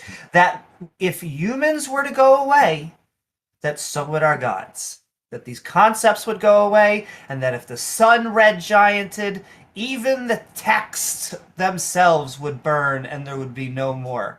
And so these gods, their existence and us debating them, it's all because we have anthropomorphized the concept, and so we got to take people out of it. Well, I appreciate what you're saying, but again, for me, this is the original point of the initial inception of everything, isn't it? So that everything that made everything is that. Do you first accept that or not? And everything else is just a derivative conversation. The problem is nothing was made, and a bigger problem is that for most of the things that we see, we have very good explanations when it comes to how it got there. And so far, in the entire history of science, there's never been the conclusion God did it. We always found a purely natural way on how things got here, whether it's the universe, whether it's planets, whether it's galaxies, whether it's life. Yeah, but there's obviously this never is been still an explanation. The explanation has never been God did it. Well, this is a discussion in itself, because obviously there's still that little 0.001% of you who, I mean, it's not been proven without a fact, etc., or whatever. It's not been worldwide consensus, I should say. So this is why this the gap conversation God is in is getting smaller and smaller and smaller as far as science progresses. It's pretty much just deism at this point. Well, I mean, yeah. So this is the point. So in terms of these derivatives of like explanation of in search for explanation for everything, this is why I'm coming from that initial that energy in its initial stage in itself, in your own understanding of it, seems to me like, you know, it's of such a significance. You know, that's the golden the total energy count of our universe is 0. What energy are you pointing to? Okay, sorry. That sort of that initial everything, that what started everything. So like if you're which is 0, which is 0 energy. So the inert gases, the atoms, the whatever, the real, you know, particle. And the total count of that is 0 energy. No, but I'm 0 matter, 0 energy. But what I'm saying is, so then that initial kind of burst of essentially what you're talking about is the expansion event that we call the Big Bang. Is that where the Big Bang is the origin of observability for our universe? It's not the initial starting point of everything. It is the initial starting point of observability.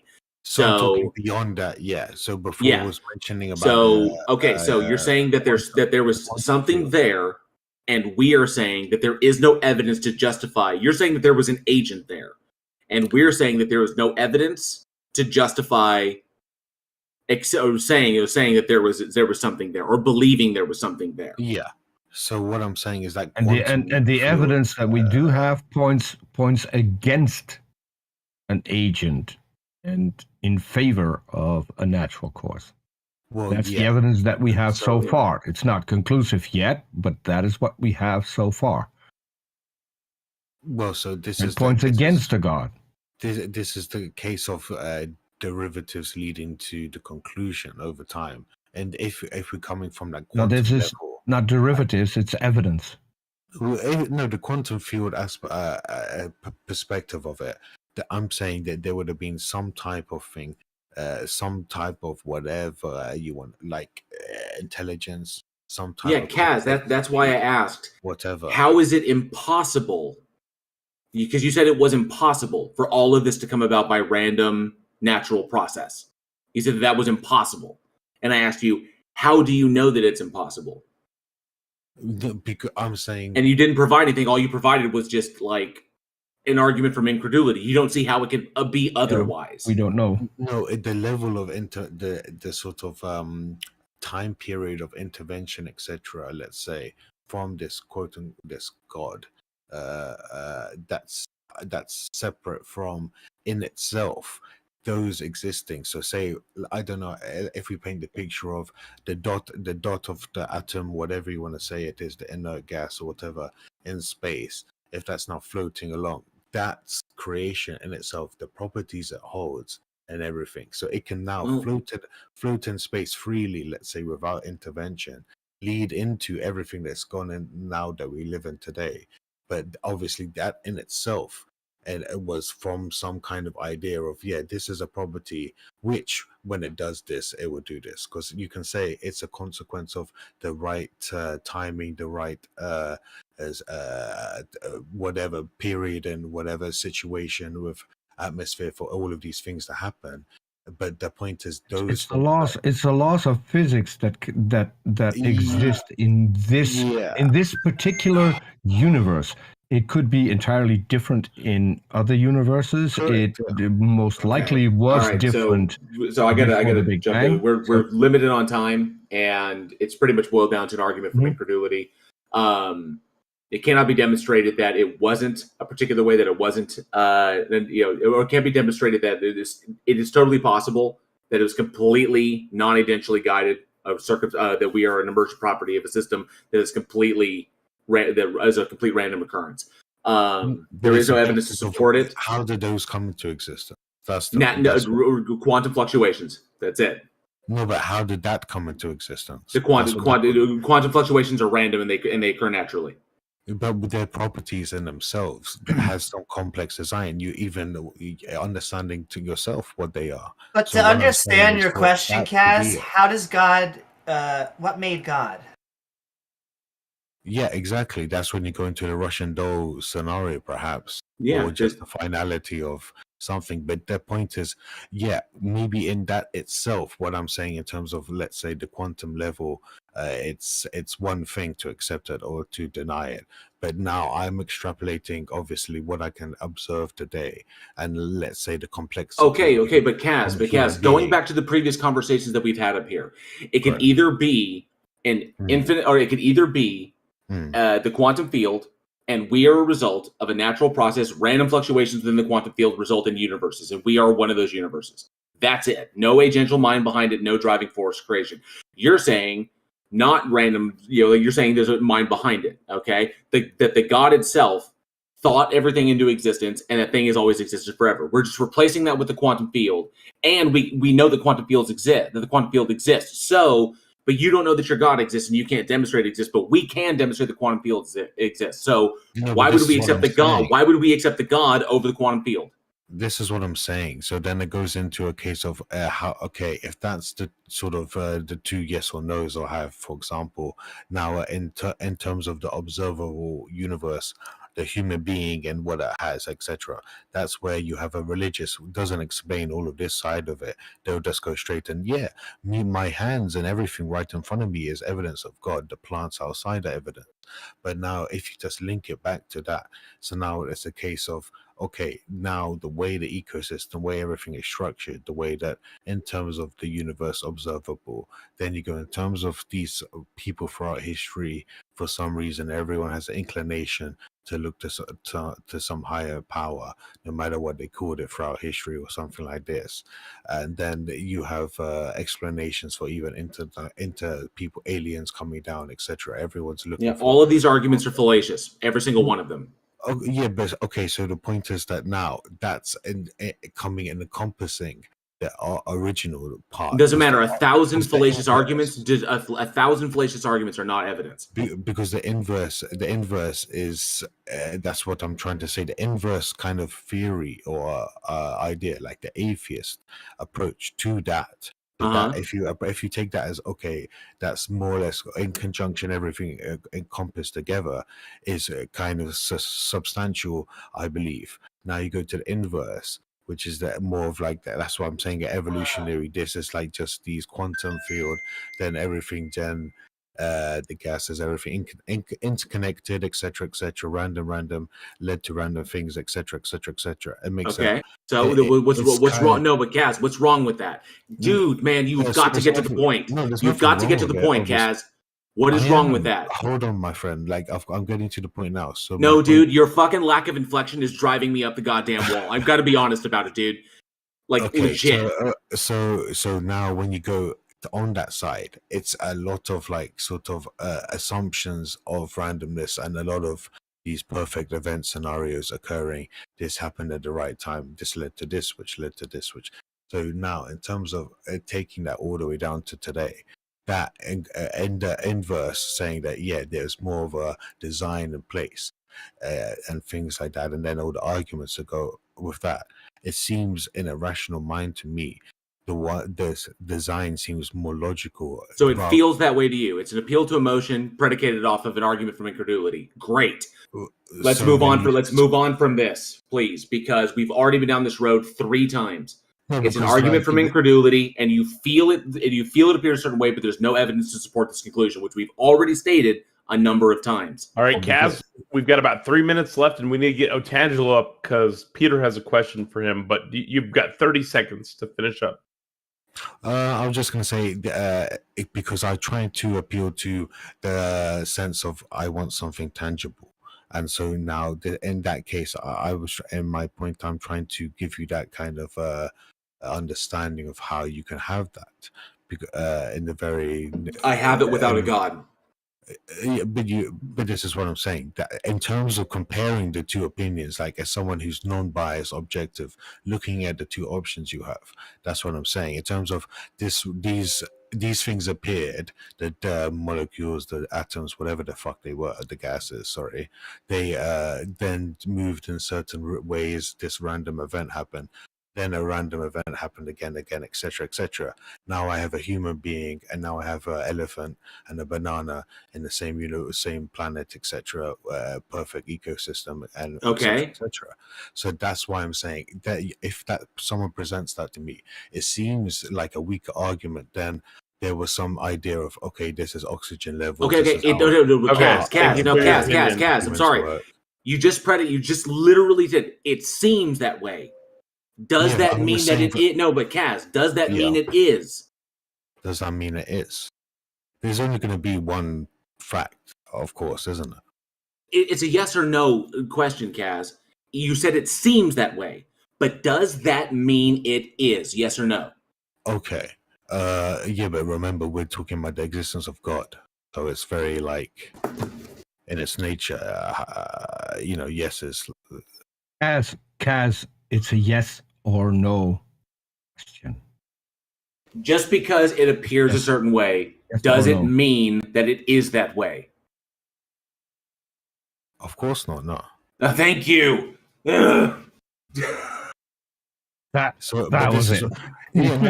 So this is the point. Of course, it's a point of God. It's not if the table is set in front of me.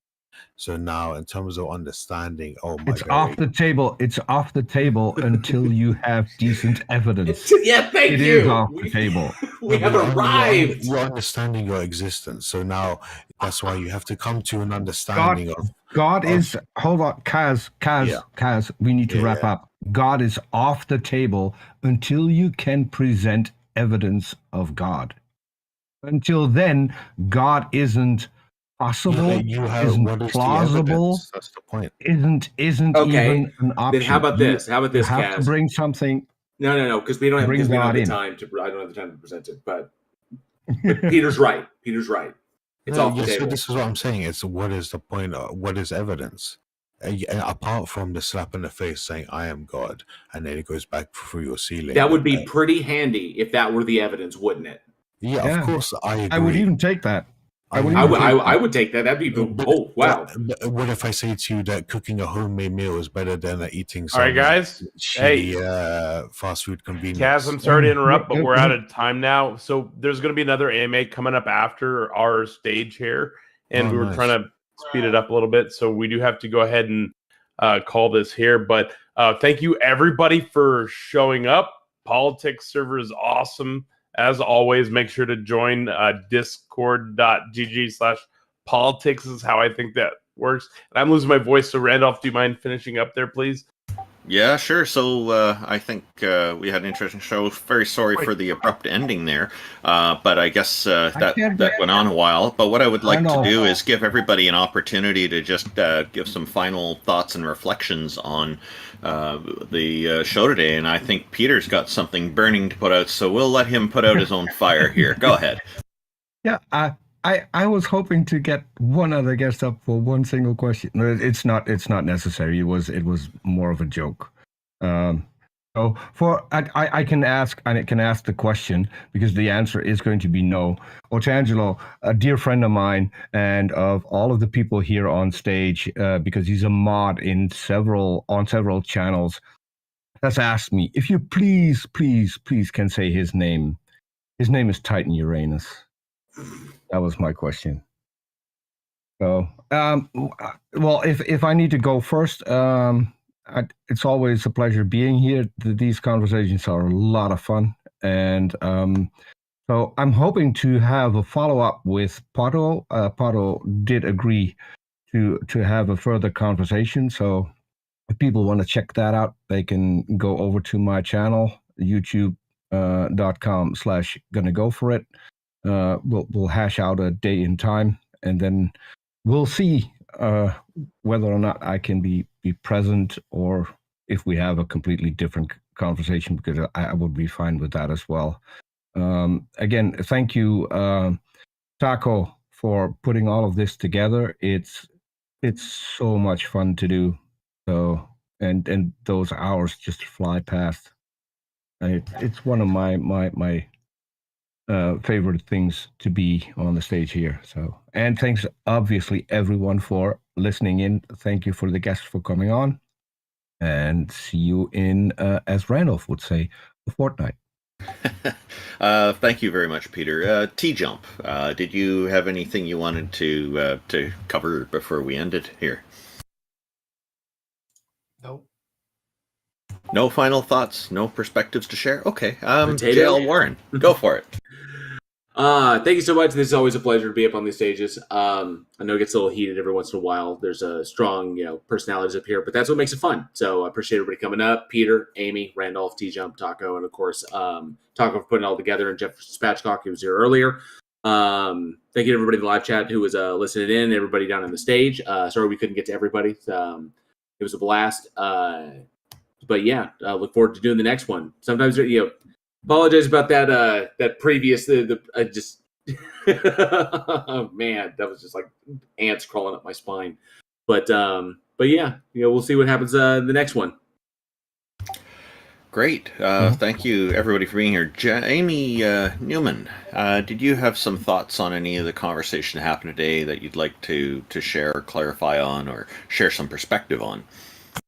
Sure. I don't think that any of us became more convinced of a God today, but I appreciate all the people, the theists that came on to talk with us. I do think that we are looking for the best arguments. I appreciate someone that, they could bring up many, but I think that we're looking for the one specifically that convinces them, because I think that tends to be the one that if it's strong enough to convince you, hopefully it convinces others. I don't think God is a conscious being, or let me put it this way. I don't think this conscious being exists. They could. It could be if there's evidence that we haven't come across, and so we'll come across it that one day and we'll change our mind. Until that time, all of the empirical evidence actually seems to be that critical thinking, consciousness, these words that we use, are part of the physical process, part of